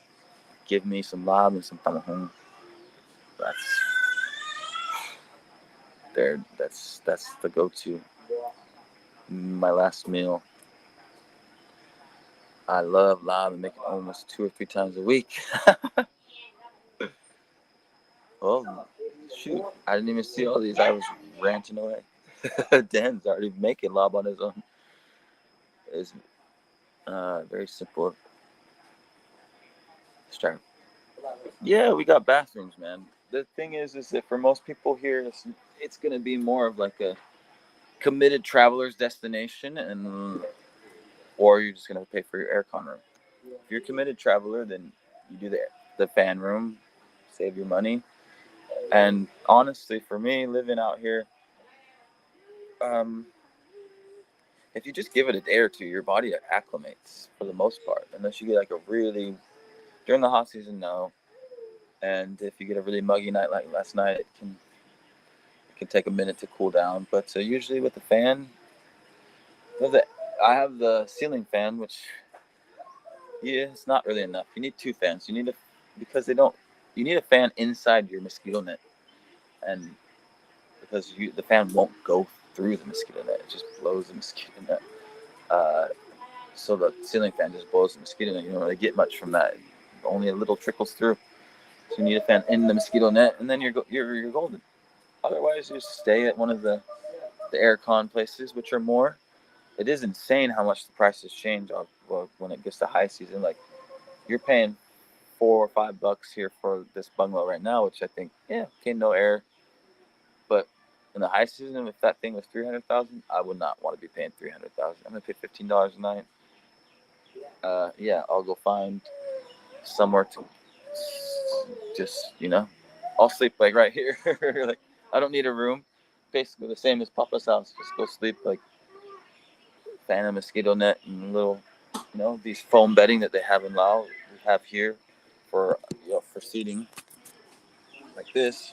You have these traditional Lao cushions, and you just hang out. You got your mosquito net, and you're good to go. But yeah, I think the aircon rooms are $15 a night. I keep saying in dollars. That fluctuates, isn't it? It's 300,000. So whatever the dollars at that time. Right now, that's like 12. That's like $12. But previously, I was at around 15, more closer to 15. Now it's close to like 12, 13. So yeah, we got bathrooms.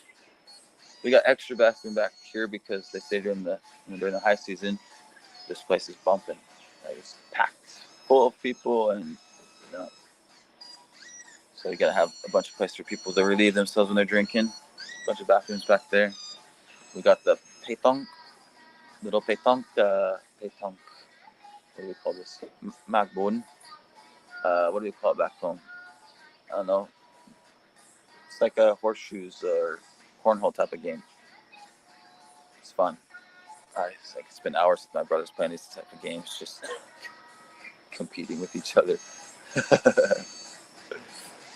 A lot of fun.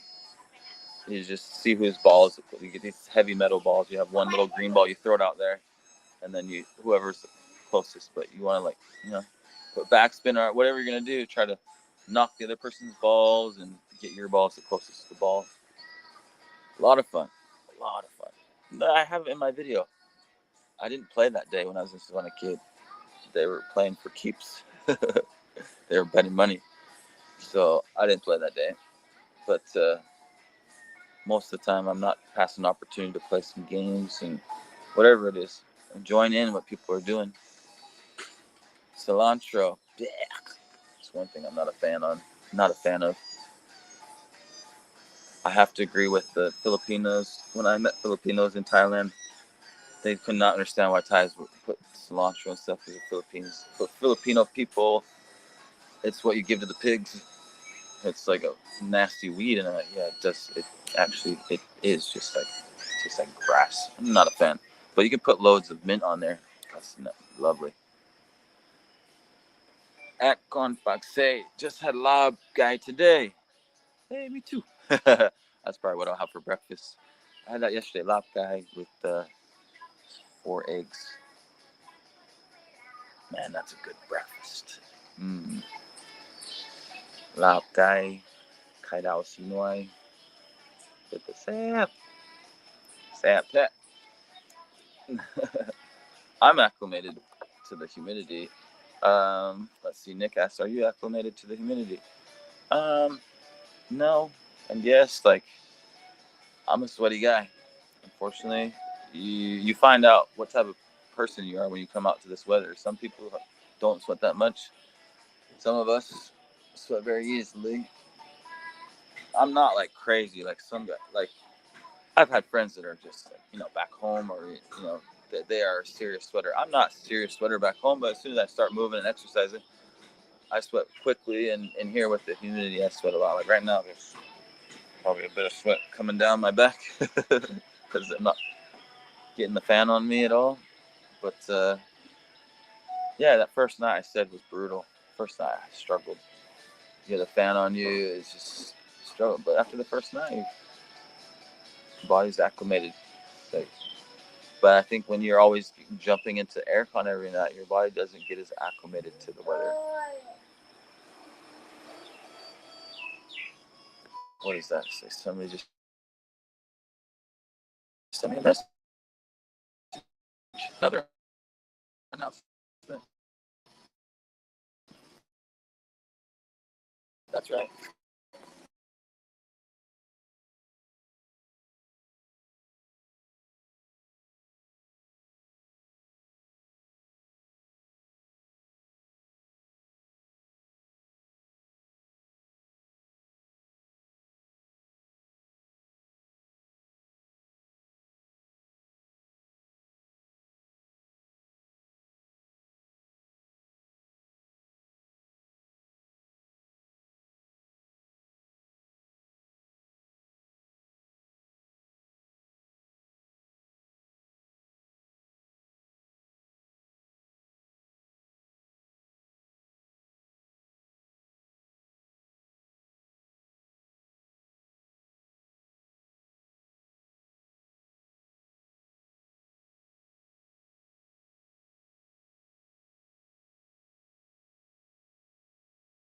Oh my god.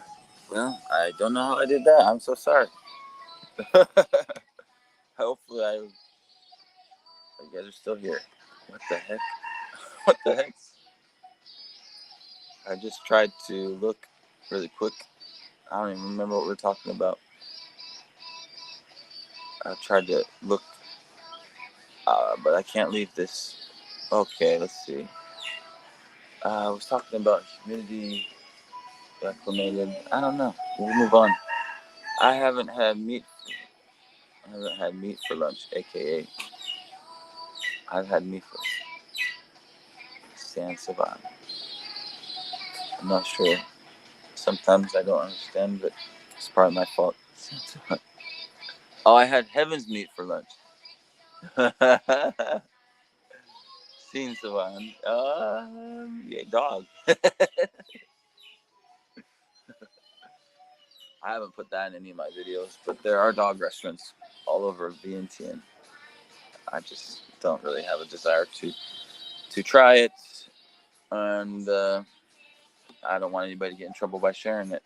I don't know what the legality of it is, but most of the time those places are big signs in Vietnamese too, because I don't know, it just seems like it's a Vietnamese Chinese thing. Not so much Lao people. I've never heard Lao people talking about. Yeah, Lao people do eat it, like because here in Lao it's offered, and most people you meet, a lot of people you meet have eaten it, but not everybody has. It's more of like Vietnamese Lao that like and Chinese. Yeah, yeah.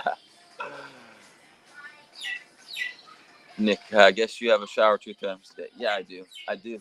I mean, I do back in the Vientiane too, but it's just more convenient because I'm just wearing like my, they're not swim trunks, just like basketball shorts around like you're on the island. I love it. It's like being at home, back, being at home, but I can do it everywhere here. Like back home, you just wear your basketball shorts at home, like your lounge pants, whatever. But here I can be in that attire all the time and walk around and do whatever I want. It's nice. Well, yeah, and then jump in the shower. Just more convenient, like in Vientiane. Yeah, with the heat, you jump in the shower.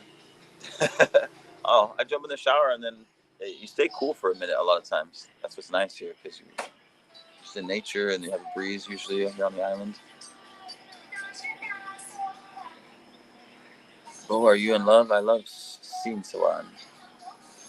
I don't know what Sin Sawan is, and other than I thought it was a joke because I thought that was usually people say that as a joke about dog meat.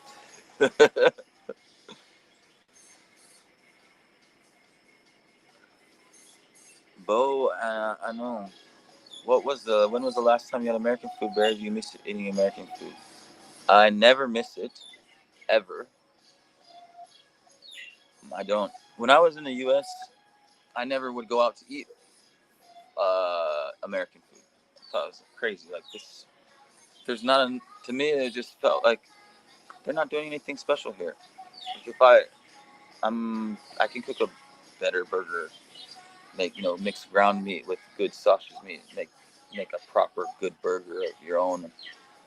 I can, everything. I was just like, I grew up with my mom always cooked growing up. So like for me, it's like going out to eat in America. It's like there's nothing special about this food. Home cooked American food is better, and still, if I'm gonna go out to get something to eat, I want something that I can't really make, and it is just really good. So I go. If I went out to eat, it was Korean food, or Japanese, or sushi, or Indian food. Like so I don't know. After my first experience traveling, leaving the States when I was 19, 20, once I went back home, I was like, man, American food just it doesn't cut it. It's great. I'm not gonna say there ain't beautiful, lovely dishes, but uh, yeah, I really enjoy other cuisines much more. Um, yeah, especially traveling. People, if it's American, traditionally American food, they tend to make it very even sweeter. It's just not the flavor profile I'm looking for. So I had American food here though, because surprisingly enough, she makes incredible Western food. Yannick was here before, the French chef, and he showed her, helped her to tweak all of her Western food. And so she makes French toast. Like I never even had it in the States because he's French, and he taught her how to make like proper French toast. It's so good. Um, and she makes crazy kebabs. I thought, man, how's she doing this? How do you keep the bread fresh? She must be going bad. Yesterday, I go in there and she's rolling out the dough. I'm like, oh my God, she's making a fresh pita for your kebab that comes with incredible mash. What else does she make? Like everything she made, I'm like, okay, this is. No, it just makes it easy. I don't have to sell anything. When I got here and like the French guy was like, his family's incredible. I used to work, like stayed there free, helped him out. And then you start like seeing how everything, like the family operates. They're just really laid back, allow you to be you. And then the food's good. You're like, okay, like they just got the right formula. Like a lot of places they're advertising Western food and it's just trash, man. It's so bad. Like the fries aren't fried properly. The meat is bad. Like so when you get good quality Western food, yeah, you really do appreciate it. And then here, yeah, I've actually eaten it. What did I have? I had the kebab. I had other friends here that were, Westerners that don't eat more, don't eat like I do, so they got Western food, and I tried a bunch of their stuff. And in general, I just don't crave it. I crave lab. I crave tamahong. I want something spicy and sour, and fresh. American food's good, but I'm not gonna say anything bad about it anymore.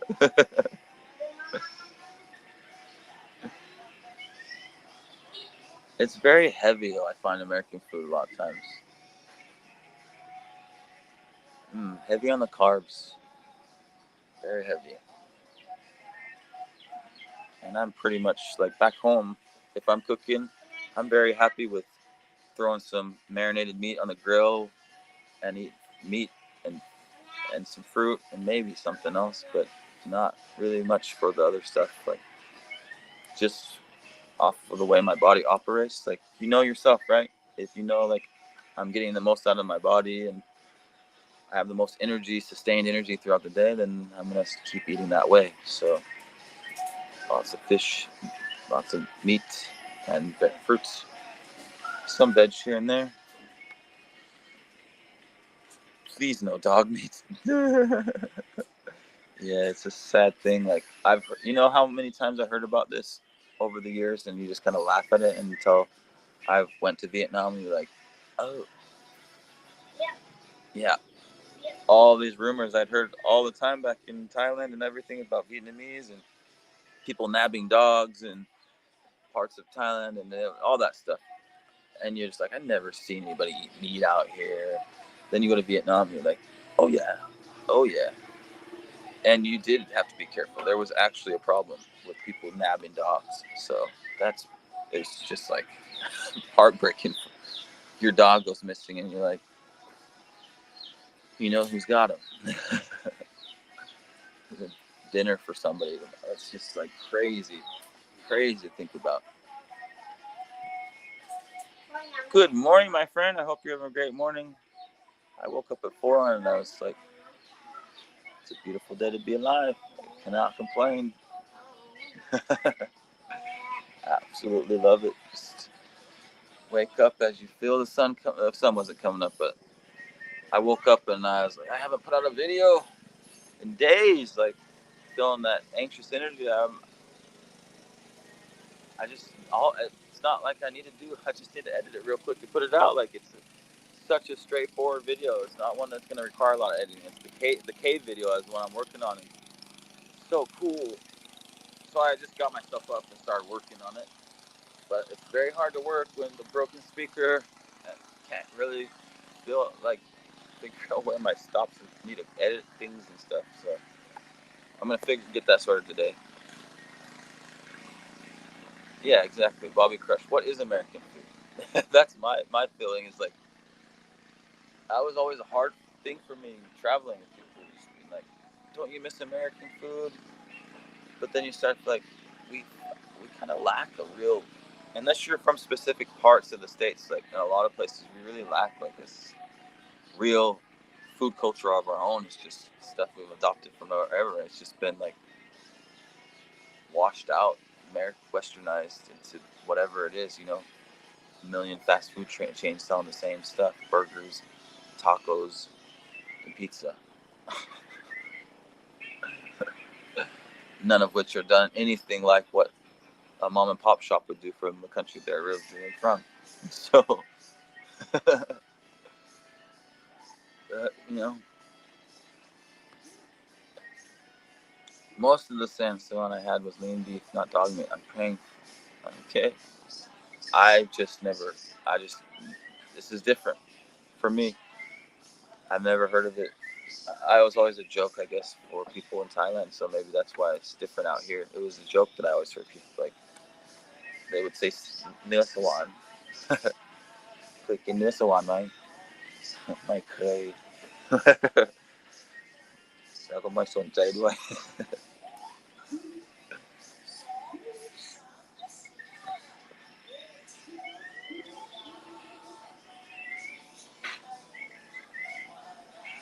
Hey, get a hold of an agent in Laos that helps for a visa to live in Laos.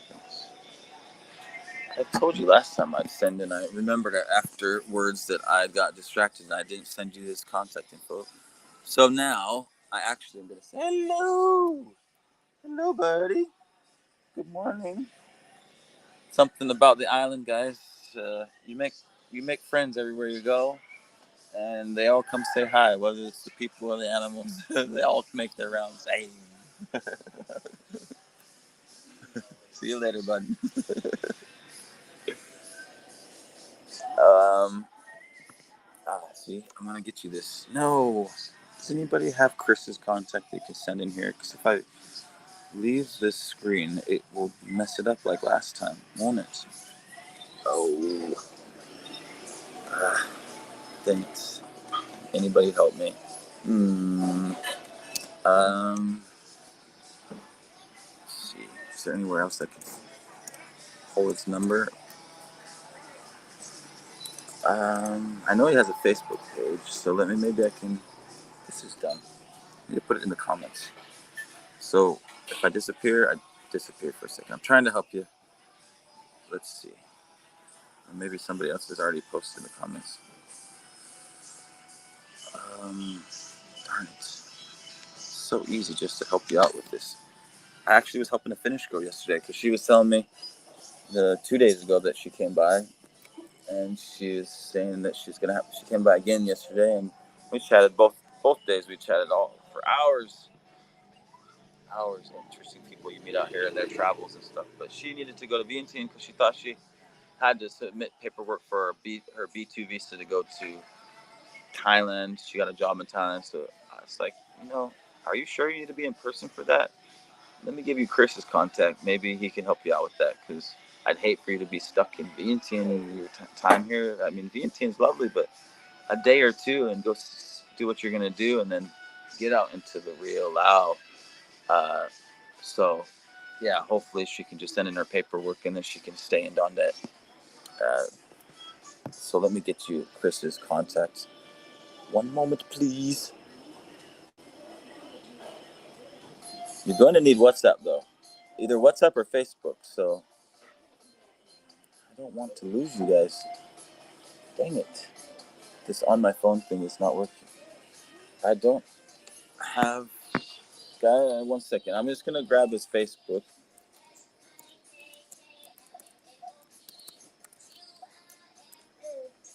Facebook. Let's see if this works. Let's see.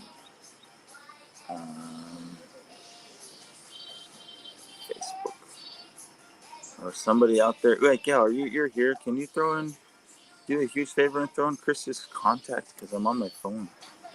And it won't let me leave the screen. Or it has to, like, reload everything. And I don't know if I disappear or what. Visa. Visa. What's this thing called? Visa. Visa and expat services in Laos. Okay. Is that it? The name of it? No. Yeah. Okay, there it is right there. Bam. There you go.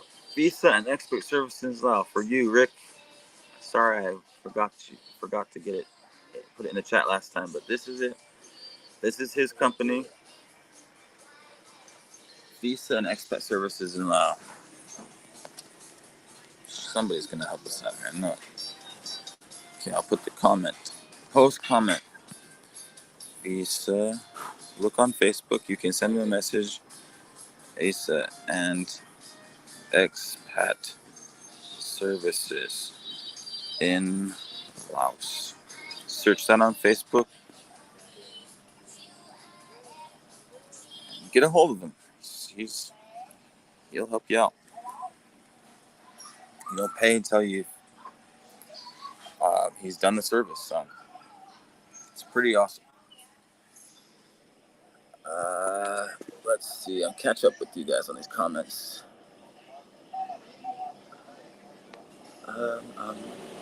Yeah, everybody's. I hope no, not dog. I hope they don't eat dog anymore. We'll see.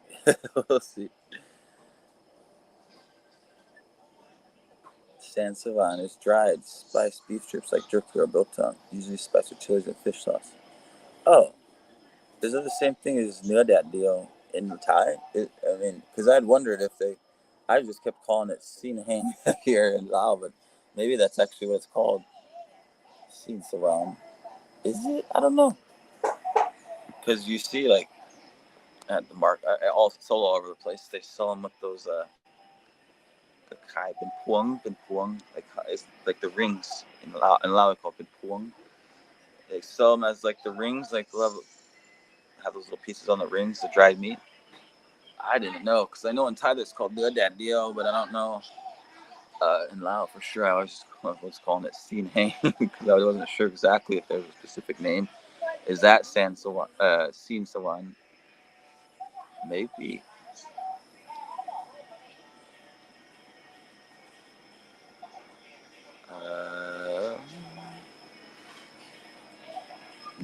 Nick and Shinobi, we're on the same page with the food. All right, sweet. Yeah, man. I love sticky rice, but it's so hard because it's just such a delicious thing and it just goes with everything. But if I eat sticky rice, then I am going to be lethargic. I'm going to be so sleepy. And I don't know. I just, yeah. I just want more room for the fruit and the meat because they seem to give me so much clean, good energy that I'm like, why put this in here into this machine? The other stuff is more beneficial, but I can't help myself. I'll stuff myself with sticky rice and I can't move. Location check. See, this is what I mean. Now that we got 16 people in here, I'm like, I don't want to go nowhere. But that first hour, I'm like, I appreciate all you that were here in that first hour. I just felt like I was talking to myself, and I'm like, I don't want to be talking to myself. I don't find it that interesting. But when I get to talk to you guys, it's super fun. So, location check. Where's everybody at? LA. Nick's in LA. At in Tennessee. You บอนใดเนาะแต่ละคนอยู่บอนใดเนาะบอกเด้ออยากรู้เด้อยากรู้ได้ Location chat. Middle Tennessee. I learned something super fascinating that I didn't know as I'm doing this channel. Like I didn't know that Tennessee. What they because I was seeing it was a reel, an Instagram reel, talking about the biggest populations of Lao people in the states, and it was like maybe it was also just the biggest New Year celebrations. Maybe it wasn't the most amount of people, but it sounds like I didn't know, but it said Texas, so that was where the biggest New Year Lao New Year celebration is. So I had known that before this reel, but I didn't. Is the population of Lao people that big? And then the next one was Middle Tennessee, and then after that Lafayette, Louisiana. I thought like most of the Lao people were in like California, Seattle, Minnesota. I had no idea Texas, Nashville, Lafayette, which makes me really excited because man, you're gonna mix Lao people with the South. I like this. The South has always been a good vibe. I was born in southern Missouri, and then my family moved out west when I was like 11, 12, and so the South is just like you meet people from the South, and it's just vibe, It's a different like friendliness and kind where the West can be. People are nice, don't get me wrong, super nice, but not nearly as friendly. People don't go out of their way to be saying hi, and like just small talk and the general friendliness. I feel like the South is just different. The South is different. The West, like you know, people just go about your business. People are friendly if you make the effort, but sometimes people kind of avoiding each other in a way. I don't know. The States is getting weird, man. People avoid you avoiding each other. Your neighbors avoiding you not to talk to you. Like that's weird, but not out here. Hoot, you're the freaking man. Hell, what's up, like yo? Oh, thank you so much. So helpful on this start this new journey. We got a couple of super chats. You guys are awesome. I couldn't be more excited for what we got here. I felt like we were doing fine in Vientiane, but now I've got just like everything at my fingertips. So it's gonna be exciting. A lot of fun stuff to come. Is tourism from Westerners growing in Laos? Um, as with most places in Asia, it's been quite popular with Europeans and Aussies for a while. Not so much with Americans. And I don't blame Americans for this. We are stuck in a very, very sad system in the States where we get our salary compared to our cost of living is pretty terrible, and then we get no vacation. So it's just like not feasible for people to take a holiday so far away and spend that much money, versus Europeans, their standard to start, mandatory for everybody, whether you're a shop assistant at a Chevron, you work at Walmart, whatever it is, you're getting a standard of 6 weeks. That's, you know, they've decided that it's important to have at least 6 weeks of your own time in your year. So yeah, we just don't get we just don't get the North Americans hardly at all, and that's sad because they're missing out on just in general. We're missing out on so much in the world that Europeans, they just have so much more perspective and respect, and yeah, I think it would change American people so much to get out and respect each other and care about each other more, and then when you come home you have more of a love and respect for those around you, and the differences and the unique qualities that make us different. So it's a little too bad. I hope to see more Americans make it and set up their life in a way where they can have more free time to do things that it really make them tick.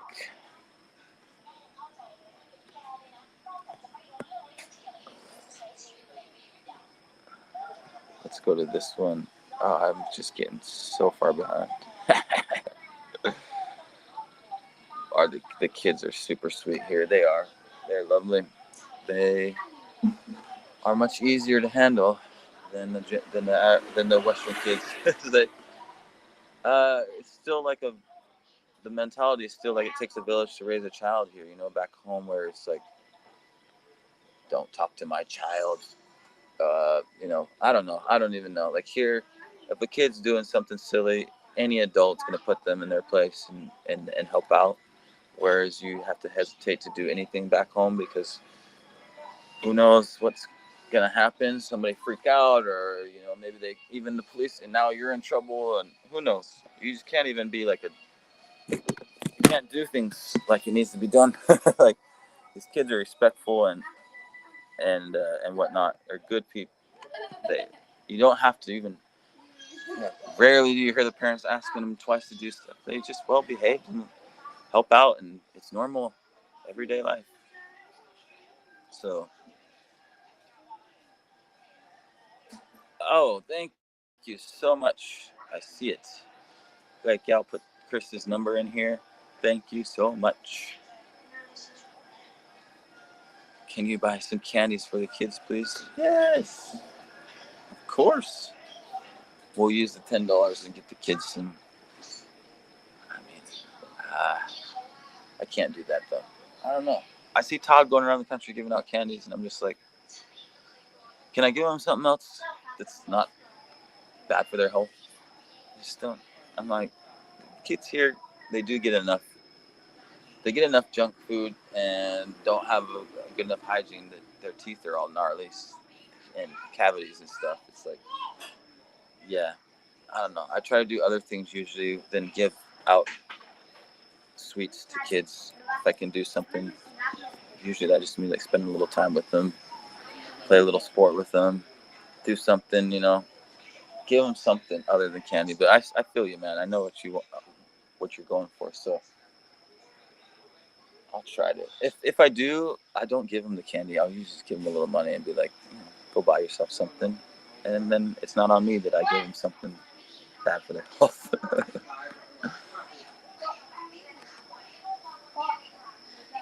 Oh, damn. I'm actually in Munsboro.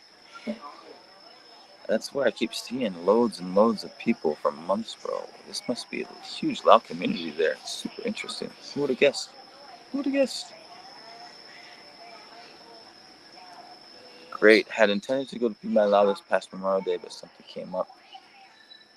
Let's see. Nhớ đẹp điều gặp xin sawaan mo khukan. Okay. I didn't know that. These are different. All right. But maybe I haven't tried sin sawaan then. Or maybe I have. I don't know. If it's meats, usually they're not escaping me. So Sam's in Anaheim. Sweet. Yeah, I was in Takag. I gotta make it up to Takag again. That was such a nice place. I would love to have you need some time there. Yeah, I need some time there. Before I came here, I was kind of leaning towards Takag, for sure. I'd have to find somewhere to rent, but I was definitely leaning towards Takag because my time there, having my close friend and like family, like Gal, having her there. It's like my sister there, and her niece, Nun, is so lovely, and then her husband Joe is awesome. It's nice having they're there, and then from Takag you can just jump off into all the adventures along the Takag loop, which I would love to. Probably I'll be back there and have to just plan on my maybe a week or two or something and hit everything close to Takag. This just has more options right at my foot, right at your doorstep. Takag, the loop, you gotta ride a motorbike out, and it's like 350 kilometers around back, but there's so much stuff along the way. We'll make it there. I'd like to do it with somebody too. Like a lot of everything, travel's always just happiness is only realized when shared. Isn't that a quote? Somebody smart out there. But yeah, the best stuff like that. This cave that I'm editing, I say so many times in the video, like, oh, I wish there's somebody here to share this with me. It's just, yeah. So it's awesome by myself, but I would love to do it with some other folks. It makes you never forget it. You never forget it. So, Dan, from what I understand, one is dried pork, the other was seasoned dried beef strips. Okay. Oh, there's a significant amount of Mongolian people in Jersey. Nyajong.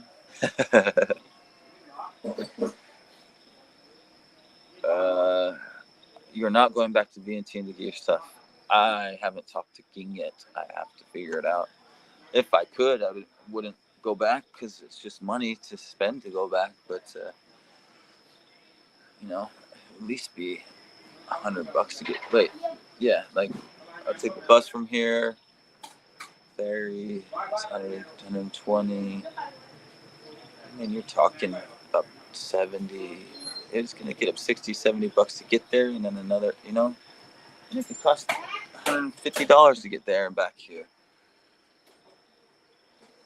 Nah, the bus ticket there, I can't remember. I thought the bus ticket to Fox was quite expensive, but I don't remember exactly how much it was. I could be way off. I'm probably way off, but I don't ride the bus. It's a whole day. You're a whole day gone of your life.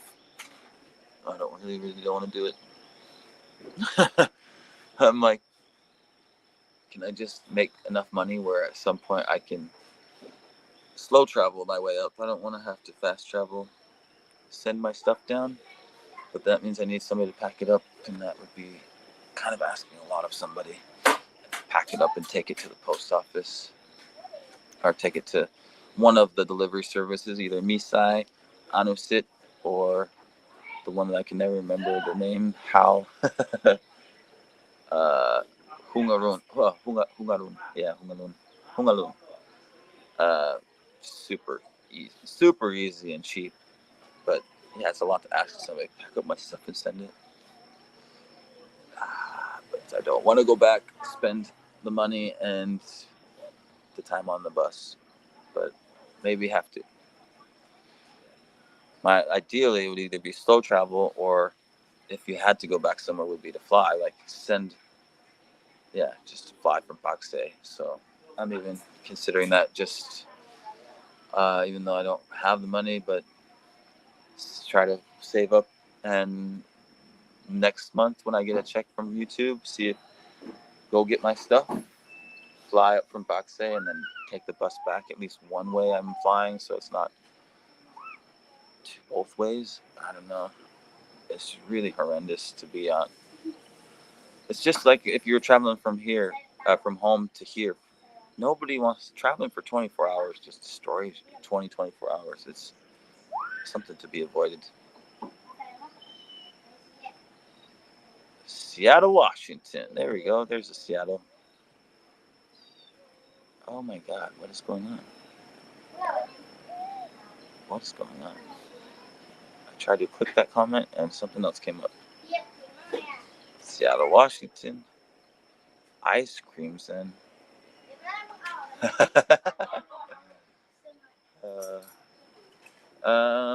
Yeah. I like this idea. Buy the kids' language workbooks. See, I like that. I would feel happy that I could buy them like a coloring book.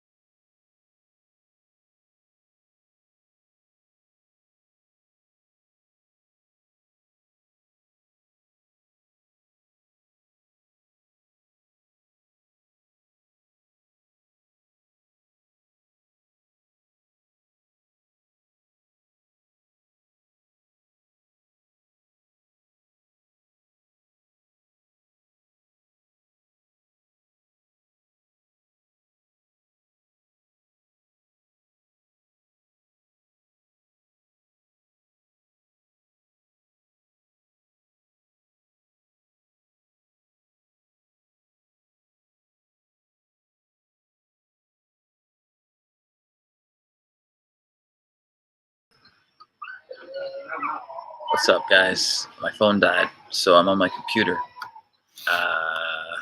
Can you hear me? Where's my sound?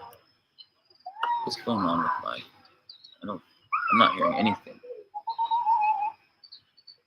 Hello? What's going on? Is anybody hearing me? Can somebody comment if you can hear me? Because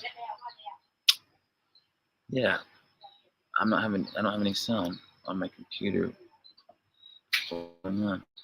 Internal speakers. Okay. If you guys can hear me, that's all that matters. That's even better because I don't have my sound on. My broken speaker, it'll mess up the live stream sound. And I'm gonna go buy headphones. I've said that several times. Let's go back up to here. There are a lot. At least 6 Buddhist temples within 75 miles of Georgia. Wow, that's amazing. Barry, when I come to Laos, we can rent Rochak and do the Takag loop. You better believe it. You don't have to ask me twice. I'm there. You know what I mean? That's the other thing I'm excited about. You work somewhere here, you meet other people that are traveling. You never know when you're gonna meet them. Like I already have people I met from all over the world that are like, you got a place here. You know, like Yannick has a place in France. If I ever want to go to France, people you meet, maybe you end up traveling up Lao with people. You know, I'm just excited. And anybody comes and wants to do something like that, we can discuss more. Like, because I would love to. I want to do the Takag loop. We do. There's a couple loops. Less known loop is the one up north, but you can kind of make a loop out of it. And then there's like the Bolivian Plateau kind of loop. It's not. I don't know if it's like. Is it? I'm pretty sure. Is it really considered a loop? But yeah. Anyway, you basically can do a loop anywhere, right? But it's kind of how Lao is. Like the main cities, kind of more up the Mekong, and then loop out to the more eastern cities closer to Vietnam and come back. Sue says, "Hey Barry, since you immersed yourself into our Lao culture, do you see a Lao life in the near future?" Everybody asks me about the wife situation. I say situation because I'm 36, 37. If it happens, of course, I would. Yeah, just when the right person comes, and that would be lovely. I have no idea who it's going to be, but if it is a Lao girl, that would be amazing. Beautiful, lovely women here in Laos. You just never know who you're going to meet. Right, Carol, I told you so. You did. I really should have brought it. I thought I was taking the vans, and I didn't think I'd be able to throw it in minivans, but yeah. I'm sure you could have it sent down here for not that much. I mean, the sending down here is not an issue. It's the asking somebody to do that because, yeah, take effort to throw the bike in and take it over to send it. Once you have your digital nomad visa, you can use Thailand Road is way better. That's actually very curious. That's actually very interesting. Is it? Is it shorter? Would it be shorter for me to go from Pakse to Ubon and then from Ubon up to Vientiane? Is that even possible? I mean, it sounds possible since it doesn't make any sense why it would take you 20 hours to drive from Vientiane down here. But we'll find out. We're gonna find out. All right, guys.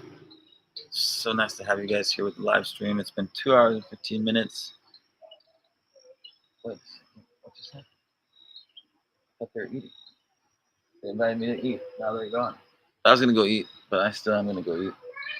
Get the day going. It was great to be here with you guys. If you have any questions, leave them in the comments of the videos. Feel free to ask. If you're interested in learning Lao, shoot me a message. I've had a few people. We'll see. You know, I would love to be able to help people that are trying to learn to read. Maybe you already speak and you want to learn to read, or Maybe you don't even speak and you want to reconnect with your roots, or maybe you aren't Lao, you aren't ethnically Lao, and you're interested too. You're Falang, you're a foreigner that wants to learn too, even better. I would love to teach you if you're interested. Uh, yeah, you just shoot me a message. I haven't been announcing or posting anything because I just want to take things as they come and not try to push hard for something. At first, I was like, I can do this, I can do that, and it's just like, let's wait for it to flesh itself out naturally. And I'm starting to get a lot more people asking. And so hopefully maybe I can I need to make some videos with the alphabet and all that stuff so you guys have some resources. But yeah, if somebody's serious about it, then I'd love to be able to help you because Lao is so much fun. You want to laugh and have a lot of fun, interesting banter with people, and just laugh a lot. Learn Lao. That's what people just love. Some good banter.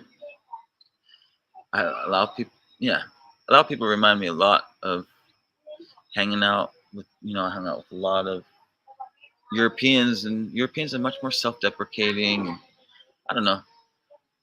American people are lovely people. You just don't run in. You just tend to run into a lot of seriousness, and in general, people outside of America tend to be much more self-deprecating and not taking things as serious. Americans seem to get offended and upset very easily about stuff. So a lot of humor is fun if you don't take yourself too seriously or life, and just learn. We can learn together. So let me know. Hey, why is this happening? I'm like, I'm gonna end it. There's no comments, and we've been doing it, and then there's a bunch of comments. Hi Barry, we've been addicted to your channel here in Fort Worth, Texas. Thank you so much. I appreciate it every day. I'm like, how can I make this better? And I would tend to say, like, my friends are very supportive, but I get, for some reason, every friend you have wants to weigh in on how you should be doing things, and you're like, and then you start to feel like, is it good enough? But yeah, there's always that question: is it good enough? But I'm glad you're enjoying. Sometimes you worry that maybe the video is too long and it's not keeping people engaged, but that's not. I try to remind people I'm not here to do 15, 10, 15, 20-minute highlight stuff. Like, I'm sure those videos will come when it's like 5 best places to visit, or those type of videos. But if it's like my first time going somewhere, I don't care. It's gonna be a long video. I'm gonna film everything. I'll try to cut out the dead spots. But this cave, like, even though there's no talking and stuff, I want that for me. Like, it's like I went there, saw that, and the whole cave, not just like bits and pieces. Like, this is amazing. Check out this spot. Oop, next spot. Like, I did the whole cave. We're gonna see the whole cave. Yeah, and it's something to behold. I'll tell you now.